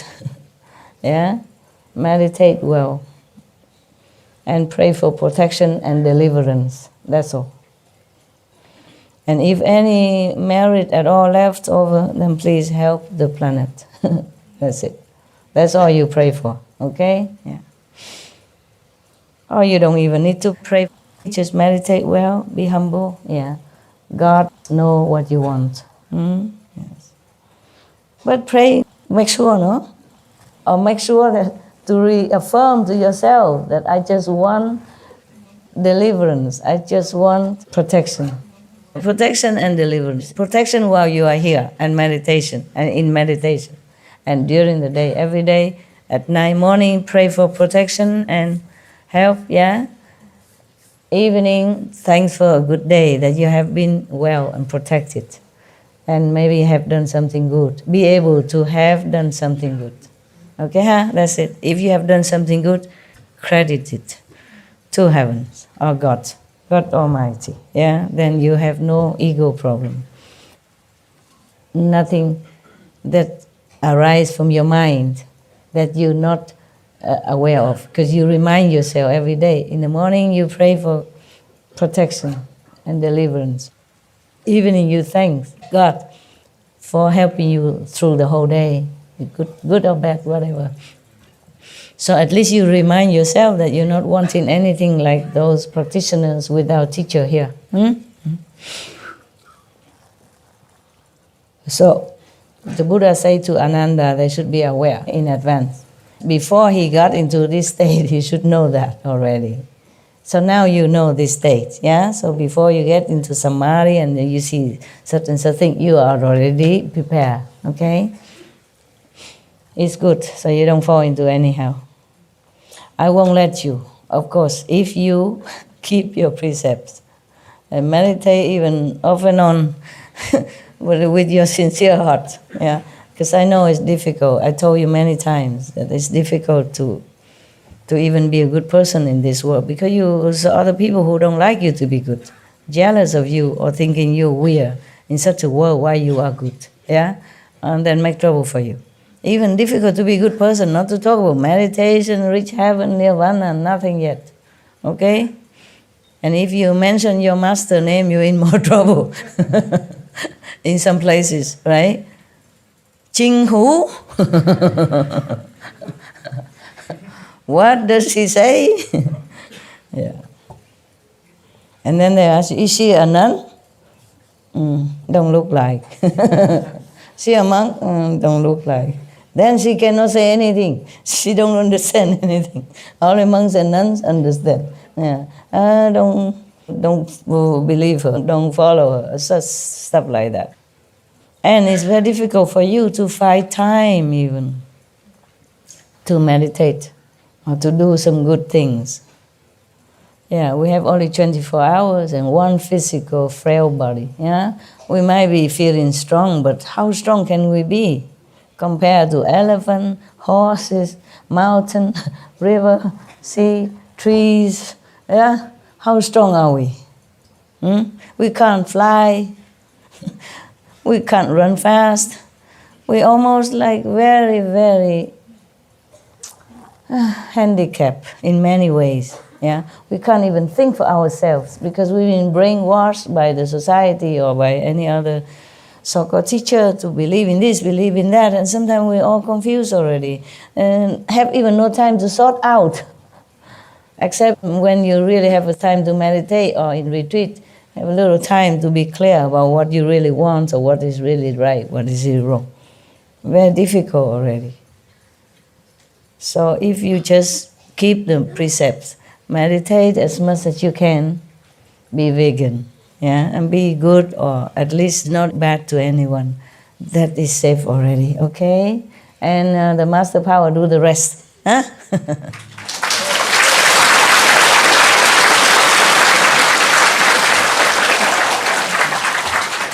Keep the precept, okay? Yes. That's the beginning, okay? And it's a safety guard for you. You see, every master come tell you precept. Every master come always teach you precept, no? Buddha, even lay people must take 5 precepts. Jesus, Moses, all precept, moral standards, yeah? Jainism, Mahavira, Lord Mahavira also teach precepts.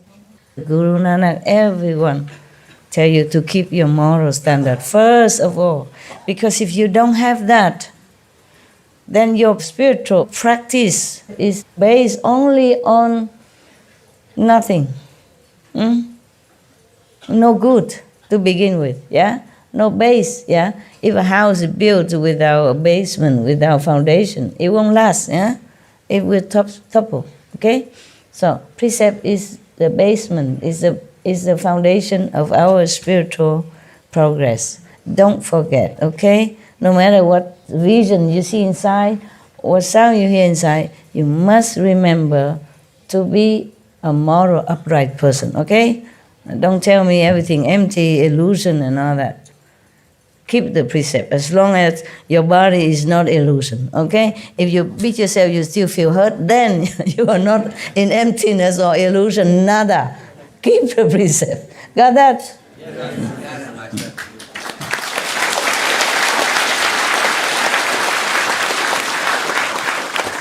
And remember, one practitioner, he got into the state that you stop him, he don't feel nothing. He still fall into a trap from demons and can go to hell. Remember that? Yeah. So you are 0. Nothing. I respect you and love you, but do not feel too proud about your practice. Understand? Just keep it calm, low key. Be yourself good first before you teach others. Because if you are not strong enough, the one you want to teach might even topple you.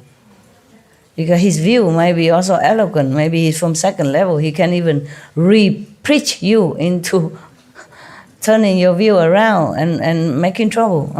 Or he might be possessed by these demons. And then he preach you back, and then you doom. Okay?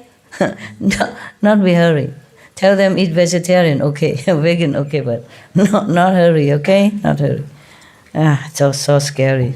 So if somebody preach to you against all the precept, against all the moral standard, and say everything is illusion, anyway you do what you want, there's no sin, no, then you must know it's wrong. That person is possessed, yeah? Stay away quick, don't try to convert him. You can't. You might not be strong enough. You will fall instead. You might not be strong enough, okay? If you happen to feel like you are possessed or maybe fall into some bad influence, call the master to help you, okay? Recite the 5 names, recite the gift, call the master if you're helpless, okay? Yeah, it's safer that way.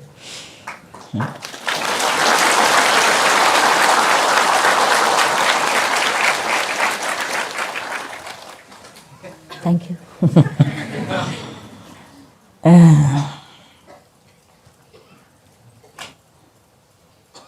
Okay, now there's another one here.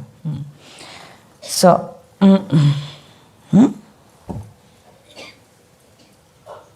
where am I? Okay. Pestilence gods, yeah? Okay, already. Then after the ghost leave, they'll be in trouble with the law. Okay, you should aware of that, otherwise go to hell. Sorry, same hell, my God. So when the same state of mind after the feeling skanda is gone, this good person is untroubled by any way at all. Bright concentration, samadhi, his mind still craves something. It's a deep absorption. It's very difficult to clean all the mind for all the impression from life after life. Very difficult. So he restrains himself with energetic diligence and likes to dwell in secluded place as he greedily seeks for peace and quiet. You see, this is terrible. When a person in such a samadhi is strong and bright and clear already, and left all emotion and attachment behind, still this impression still pop up. Yeah? Maybe even with the disciples of the Buddha. That's why the Buddha said to Ananda, you must be aware of that in advance.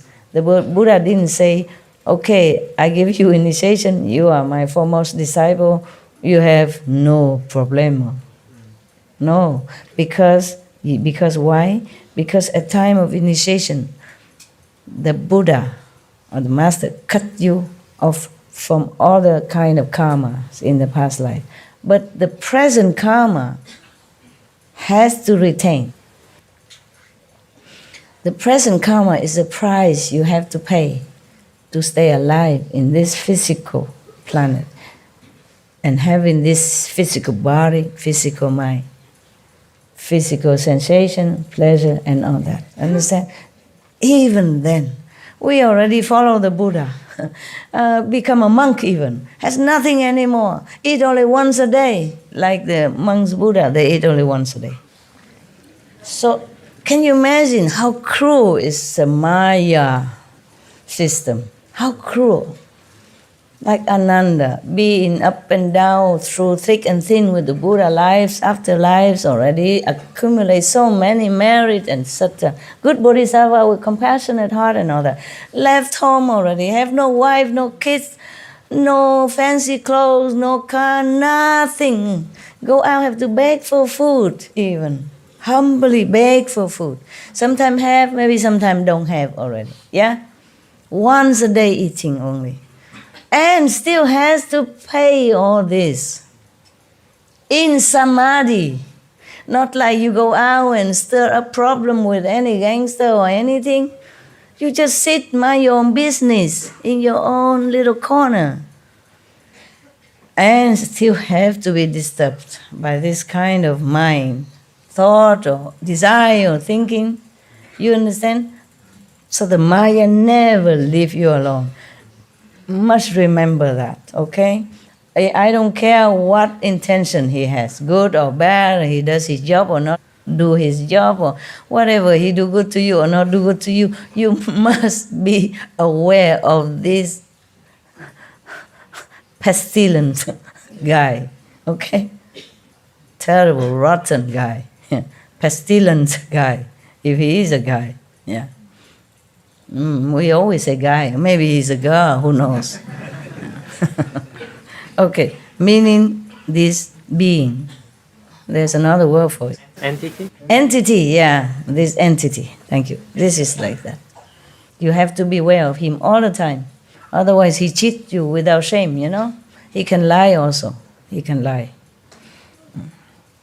Because he don't care about precepts, nothing. He owns the world, okay? Who is going to punish him? Yeah? He's a king of this kingdom, okay? Physical realm. He does what he wants. Who's going to punish him? Huh? Oh, he already established his reign so deeply, you know, and he has subordinate long arms everywhere and brainwashing all beings, life after life, already into such a terrible state of degradation that they don't even know what's right, wrong anymore. They don't even know the teacher when they come. They don't know Buddha when he comes. They don't know Jesus when he arrives. Yeah? So deeply rooted in negativity. Yeah? Therefore,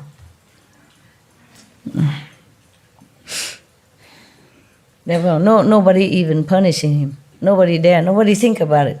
You see, the whole world support him. By doing exactly what he wants and doing bad things. Doing bad things. There was a joke of somebody, a doctor who went to hell and facing the hell king. It's not his turn to be judged yet. So he saw the king of hell passing judgment to this person and that person, you know. Like the prostitute he award her, give her reward and all that praise, and then she's going to have another good life again and blah, blah. And another person like killing animals and all that, give him rewards. And then the doctor, they say, oh, please spare me. Please spare me. Please give me another life. I know what to do now. I will please you. I will know. I will send my daughter to the pink house. I send my son to the butcher slaughterhouse. Just spare me so that I can go up and turn around. It's a joke, but it is like that. The whole world just obey the commandment of this brainwashing power from the Maya. Now that we have destroyed some of these controlling machines, but that's not all, okay? The Maya is still there. That machine is not Maya. Machine can be destroyed. Maya not easy. Because he already has so many supporters everywhere. You know that you serve a leader, you need a lot of support from people, right? You can't just go alone, 2, 3, or 4 people, or 200-300 people and go and kill the king or the president or somebody. You die before you even get near. So similar, in this world it's like that. The Maya is supported. So he can proudly proclaim, look, I win the hearts of all my people. Why are you going to fire me? How can? You understand what I'm saying? Yes. Because then he also connected with all these people. If you want to destroy him, you have to destroy everyone. The whole planet.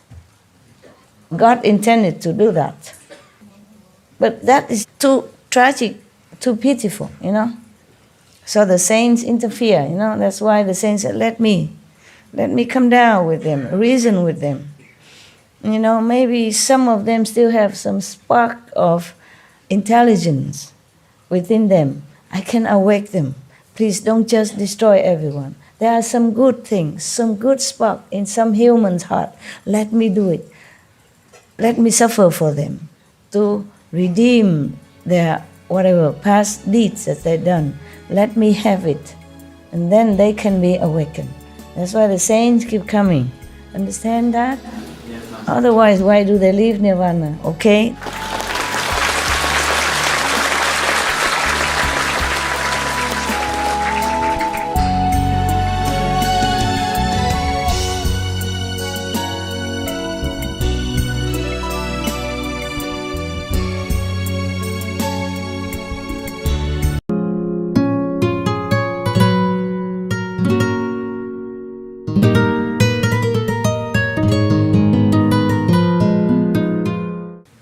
Okay, now, this person in samadhi, even in samadhi, it's not just like an ordinary state of mind that wants in this and that. This in samadhi, he wants something more subtle, you see. In ordinary life, we want money, we want a beautiful wife, or handsome husband, position, and blah, blah, blah. In samadhi, you want, cleverness, intelligence, etc., and you want the revelation of where all things come from, what is that, why is that, and you want the deep absorption. Let's see what the Buddha explained. He craves, his mind, not his soul. His mind craves deep absorption, so he restrains himself with energetic diligence and like to dwell in secluded place, so that he have more time to absorb all this, he wants to be absorbed into the cosmic energy or the original power, whatever that is he wanted to.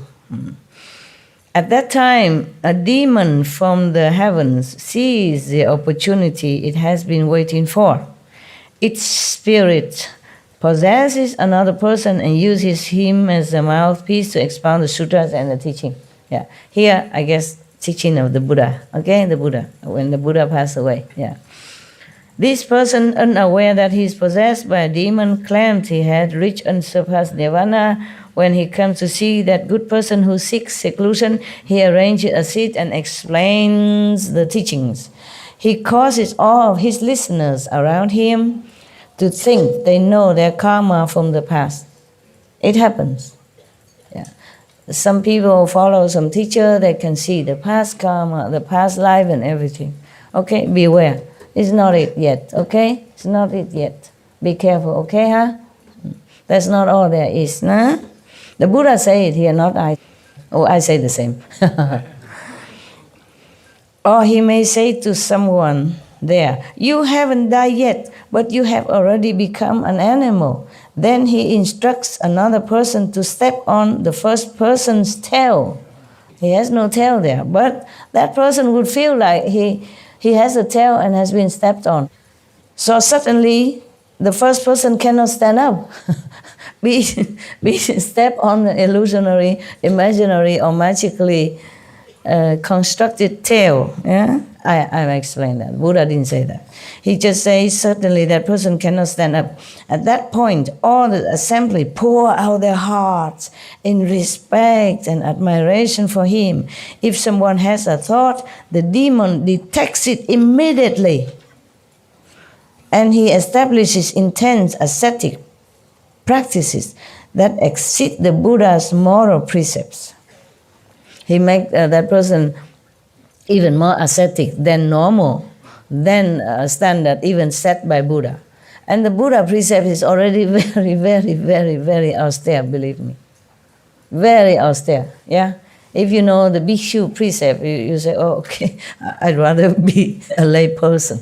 It's very difficult to keep all their precepts. And here, this possessed demon make them even more sacrifice, make the listener, the believer, to be more ascetic than that, okay?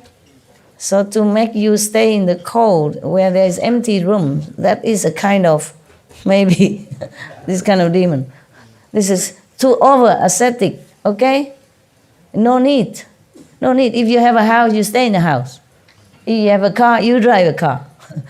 You don't try to make yourself deprived from all these modern facility to make your life more comfortable and easy and save more time. To forsake a car and walk everywhere, even in rain and shine weather, for far away to go to work, may be good for your ego or other people who praise you. But that's not the way you should do. That won't make you a Buddha, okay? To be modest and simple means you use what you have, not trying to look holy by being too over ascetic, especially if you're not a monk or nun or anything, okay? You got to work. You need to eat good. You need to dress well, otherwise you don't get a job. Huh? You need to drive a car so that you go to work on time. Huh? You need to protect yourself by the car or bus or train in the weather element so that you stay strong and fit. You take care of your family. Yeah? Do your job well so that you can earn the living for your family. There's no need to prove anything, okay? If you can afford a car, get a car. If you can drive, drive it, okay? Yeah. If you don't dress well, you might not be able to get a good job that you want, even though you have the ability. But people look at outside, okay? Outside appearance.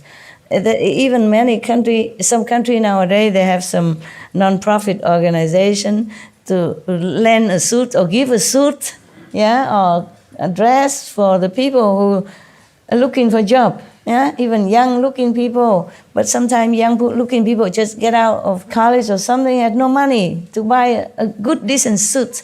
They give them to go look for a job, and they have success because of good-looking suits. Yeah, you can say he's just a suit, but the suit does work. Or the good dress, have them to do hair and all that. This is a very good idea. And so we praise them on our Supreme Master television. Very good. You see that? Your master knows everything. Even the suit. Just joking. My God, I preach about Buddha Sutra. You don't clap. I'm just saying I'm good and then you clap. It's okay. Very good. Very good. Thank you.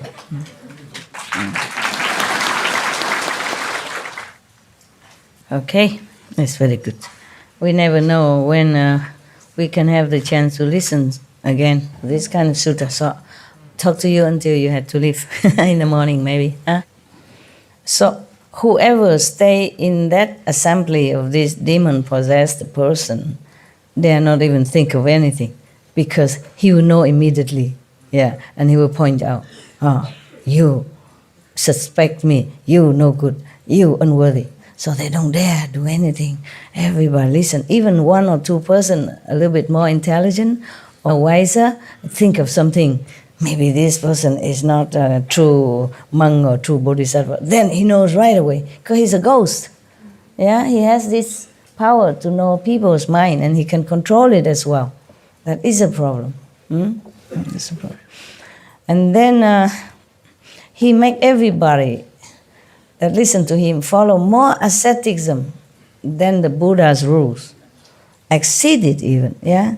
And then he slanders bhikshus, mean monks, yeah? He scolds his assembly of disciples and exposes people, private affairs, without fear of ridicule or rejection. He is fond of foretelling calamities and auspicious events, and when they come to pass, he is not wrong in the slightest. He knows the future also. Oh my God. Or maybe he make the calamity to fit his prediction. Because he's so powerful. He corrupt anything he wants. My God. It's so difficult to discern between a ghost and a Buddha or a saint. Because the saint normally they don't even use any power. They don't predict much. The people come and ask him, will I die tomorrow? He says, I don't know. Or will my mother recover or something? No, master would say, okay, I will hula hoop and she'll be okay. No, normally not. But these kind of demons, he can predict even future big events. Or maybe he just make a havoc to prove that he is correct. So this is a ghost with great powers that in his old age has become a demon. You know why he old and become a demon? As is a promotion from the ghost. Why is that when he's old he became demon? Anybody know? No. No? Okay. I pretend that I know something. You believe it or not is another thing. Even a ghost, they also yearn to have more power. And they meditate in their own way. Even fox, and other animals, some even vicious animals, snakes and all that, they practice in their own way. And then they become ghosts or demons or, evil with more power. And they can live longer, many thousand years sometimes, or 100 years, hundreds of years, and then they have power, and then they can transform themselves sometimes into human. And deceive people for some purposes. And some even become human so that he or she can marry that person. And that person has no clue that his wife or his husband is a ghost or a fox transformed into human. And when the husband or wife not home or outside of other humans, they became fox and snakes, because they cannot continue using their power. They have to recuperate. So they just, hide and seek like that. And nobody has any clue. In some Vietnamese folklore story, they have some story like that. That some snake, transform herself into beautiful person and come there and take care of one of the student, and then feed him and take care of him. Like she can, as if she has money, she's just pretending to do some work, weaving or something, but actually she used her magical power to obtain food and all kind of necessity. And the husband was very comfortable to study. But slowly he get more and more weaker, because the snake power may be sucking some of his human energy out of him. And then some of the shaman people has to cure him. But then sometime the husband don't want it, because he's so much in love and in debt with his so-called wife. He say, never mind, I accept her and I continue to stay with her no matter what. because I consider many humans are even more vicious than this snake. She didn't do it on purpose. Maybe her energy is not compatible with mine, so I'm weakened, or maybe it's just my time that I got sick. I don't want to kill her. Because that shaman say, if you want to stay alive and well, you must kill the snake. I know how. He know how to kill her. Because ordinary people cannot kill her. If you chop her head, it will grow more, for example, like that. But the husband did not have the heart to do it. In some story like that. He say that some humans are more poisonous than this snake. This is also true, huh? Whether or not he is because in love with his snake wife or not, what he said is true also. Some humans are more poisonous even. Yeah? Okay. So this is a ghost with great powers that in his old age has become a demon, you know, right? He become older and his so-called practice bear more fruit, so he become promoted into demon state. But by no means he's benevolent or anything good. They ghosts and demons, they just bored. They have too much power, so they just have to exercise it some way, somewhere, good or bad. That's a problem when you have so-called magical power. You cannot avoid using it. So you must be careful. That's why I say no magical power, nothing. Just practice Guanyin method. Earn your own merit in heaven. Earn your place by your own work, okay? No rely on magical power, nothing. So of course, this ghost disturb and confuse people. But after he's tired of this game, probably go seek another person somewhere to possess. And then both the so-called disciples and teacher will get into trouble with the law. You should be aware of this in advance and not get caught up in the cycle of transmigration. If you are confused and do not understand, you will fall into the relentless hell. You know that, okay? Further, there's still more. My God, Buddha, how many ghosts did you pick out? Oh, so many. I mark it up to here, you know. That's as far as I had studied. I mean, recently, just to check out what I should read to you. But behind there, I suspect there's more. A lot more, okay? Yeah, maybe no ghost, but some false view can make you trouble. Okay, so further in the unhindered clarity and wonder that ensues after the feeling skanda is gone, this good person is in trouble. And he's in perfect right concentration, but within samadhi, his mind craves more knowledge and understanding. So he diligently toils at examining and probing as he greedily seeks to know past lives. Even just to want to know past lives, you'll be in trouble too. Just know nothing. There's one master in Korea a long time ago. He's a monk. Huh? He don't teach much to his disciple. He say, whatever happened or turbulence go into your mind, you just say, don't know. Whatever your question, just say, don't know. You answer yourself, don't know. Just 2 words he told his disciple, don't know. Anything, any trouble, just go straight, don't know. He wants to break all of the train of thoughts of his disciples, which is also maybe helpful, yeah?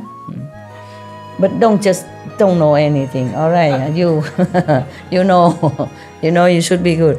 Keep precept, meditate, yeah. Eat vegan.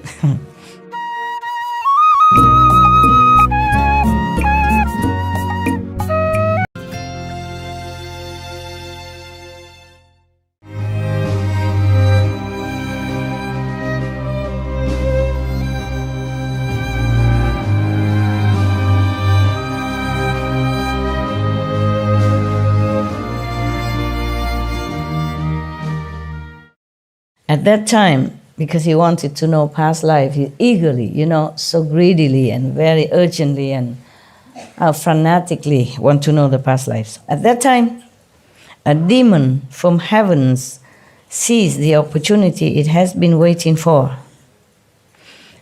Okay, here Buddha always say heavens instead of heaven, Okay, I just sum them up in one heaven.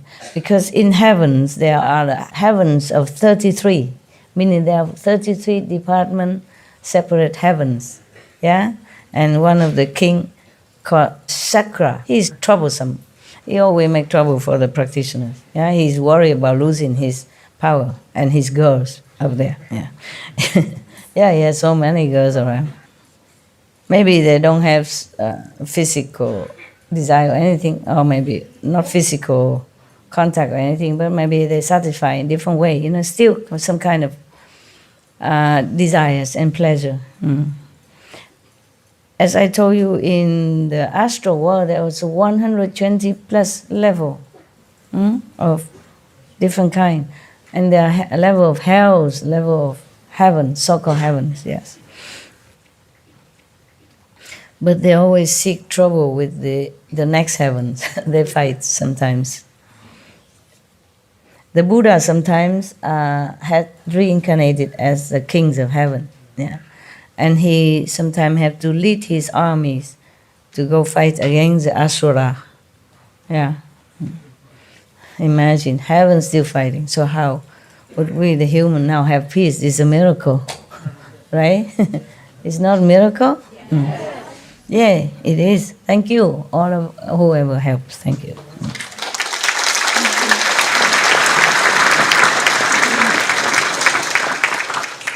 So at that time, a demon of heavens sees maybe one of the 33 heavens citizens, or one of the astral heavenly citizens, okay? They are not saintly people.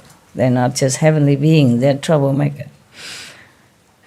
Too much power, nothing to do, no goals, yeah? No Buddha had taught them, just demon teaching them, so they follow the way of demon, okay? That's why they don't know anything more. They're going to cause trouble and using their power for fun. Yeah, okay. So he sees the opportunity it has been waiting for. It's for fun, you know what I mean? Making trouble for fun. They like that. His spirit possesses another person and uses him as a mouthpiece to expound the sutras and the teachings of the Buddhas, I guess. Yeah? This person, unaware that he is possessed by a demon, claims he has reached unsurpassed nirvana. When he comes to see that good person who seeks knowledge, he arranges a seat and explains the teaching.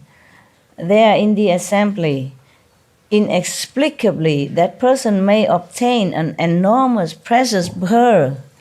Just suddenly a pearl manifests in his hand, something like that. Or something else manifests, an object. It's from nowhere. Like the precious pearl just appeared to him. He obtained it just like that. So the demon may sometimes change into an animal that holds the pearl or other jewels, bamboo tablets, talismans, letters, and other unusual things in its mouth. The demon first gives the object to the person and afterwards possesses him. Or he may fool his audience by burying the object underground and then saying that a moonlight pearl is illuminating the place. Like he already hide the pearl or something, use his power to manifest the pearl and bury it under the ground, and then make that illuminate the whole place where he is speaking. Thereupon the audience feels they have obtained something unique, never seen before. Of course, certainly the whole place is shining like that. They never seen that. So, or he may eat only medicinal herbs and not partake of any prepared normal food. Kind of what? Breatharian or Mediterranean? Medicine? Yeah. Or he may eat only the sesame seed and 1 grain of wheat a day and still look robust. Phew. Some of you want to eat this kind, want to have this power. I know. Stop it. Be normal. Eat when you're hungry. Sleep when you're tired. Meditate while you sleep. Try, okay? Try to keep awake. But don't override your body, okay? You need it to continue further. Because if you exert too much power from the a limited human body, then you might collapse, okay? Middle way, huh? Middle way. And that is because he is sustained by the power of the demon. Yeah. See? Demon can make you also foodless, sleepless. Yeah? He slanders bhikkhus, mean monks, real monks, and scolds his assembly without fear of ridicule or rejection. Means for no reason, just slander the bhikshu and the so-called people, the audience, with no reason.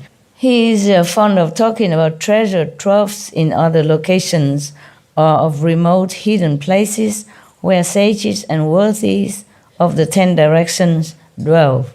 Liar. Those who follow him often see strange and unusual people. Just lying. He just manifests these kinds of things to make people believe in him. This is a ghost or spirit of the mountain forest. Man, just a small ghost like that. Just a mountain forest ghost. Or earth, or cities, rivers, and mountains that in his old age has become a demon. The person it possesses may advocate promiscuity and violate the Buddha's precepts.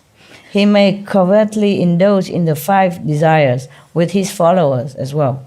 Or he may appear to be vigorous, eating only wild plants. His behavior is erratic, and he disturbs and confuses the good person. You know, the one who meditates and want more knowledge. What did he want? What does that person want? Yeah, seek more knowledge, yeah. Worldly knowledge or knowledge of alchemy, yeah. Or maybe knowledge of how to turn trees into people, people into tree. Those kind of magic power knowledge, yeah, it's not good. But when the demons are tired of his game, he left the person body, then both the so-called disciple and teacher will fall into trouble with the law. You should be aware of this in advance and not get caught up in the cycle of transmigration. If you are confused and do not understand, you will fall into the relentless hells. All right, okay. We stop here, huh?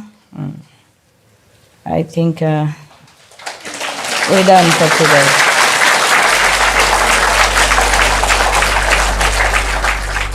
We should really thank the past masters, monks and nuns and scholars who have taken time to record the Buddha's teaching after the master's nirvana.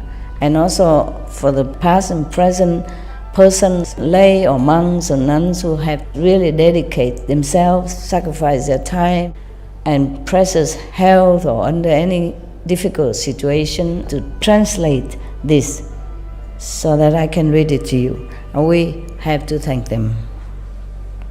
And may they be blessed forever by all the Buddhas, past, present.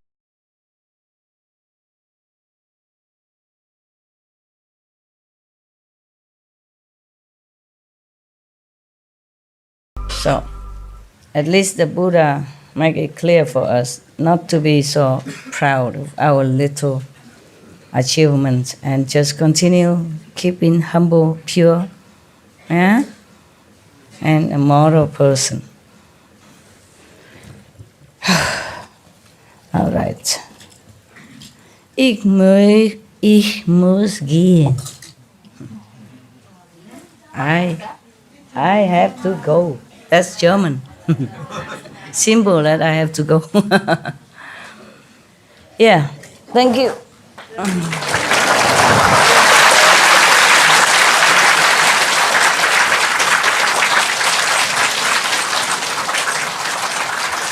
Love you, Master. Thank you. Good for you. Good for you. That you can love Thank you for somebody. the retreat, Master.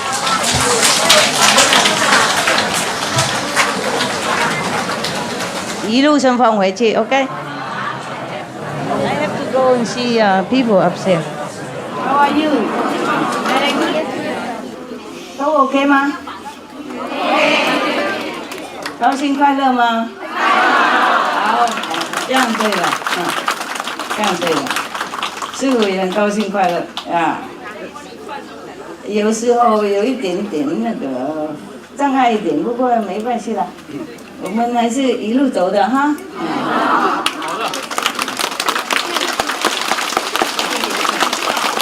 cô này cho cô này. Cảm ơn cô chăm sóc người già cả. Ok, cảm ơn cô.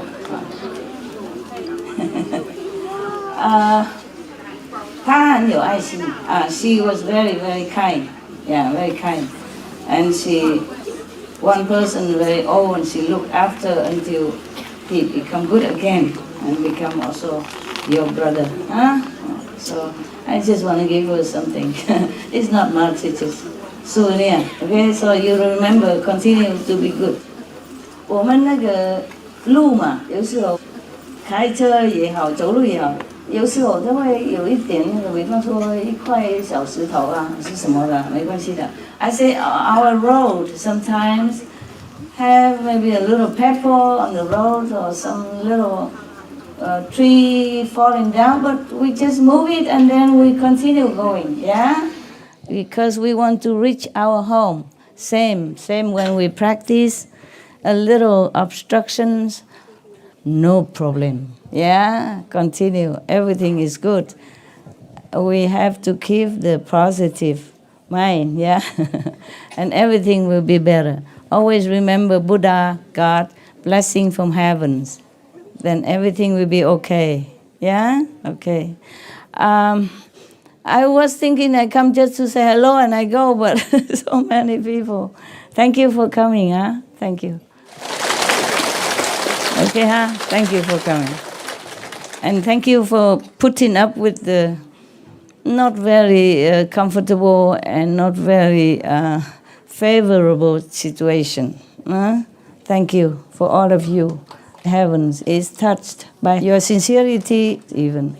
Heaven and earth know your purity and good heart. And I'm also very, very touched and appreciative of your dedication to the noble goal, the best goal, the only goal that's important in your life, practicing. I thank you very much for being such good people. Thank you, thank you.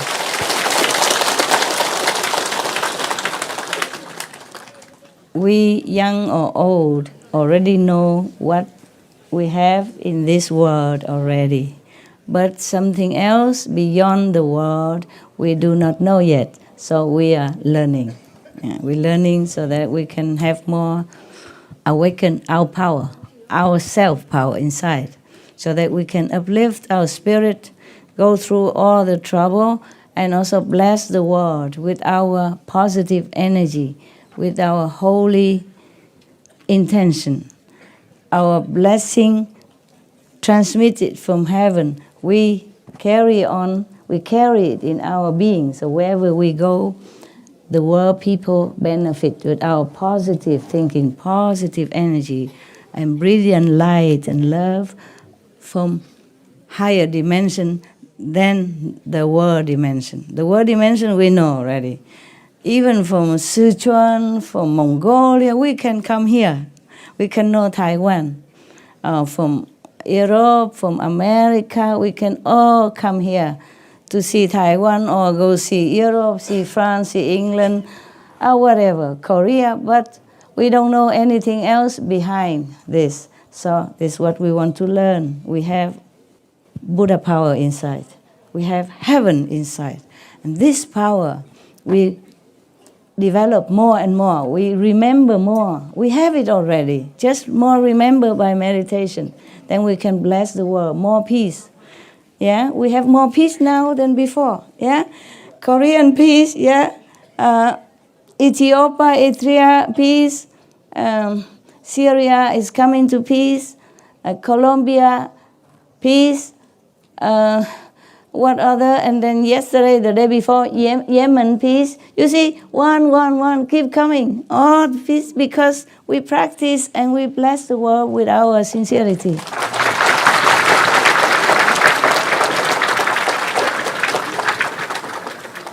no matter what we believe, what we do, in a peaceful country is always good, right? Yeah. If no peace, cannot do much. No peace always is a worry, you know. We worry a bomb and gun and oppression. So it's better to have peace all the time, anywhere. No peace cannot meditate also, yeah? Worry too much, right? So peace is good, good, good. And peace coming now. I'm very happy. Are you happy? Yes. Good. Right, thank you. So continue practicing so we have more peace, yeah? More goodness, more compassion, more love between each other, between humans and animals and trees and plants and all beings in the world who are also helping us to elevate as well. Without the trees, without the ocean, we don't have oxygen, we cannot breathe, right? Cannot breathe.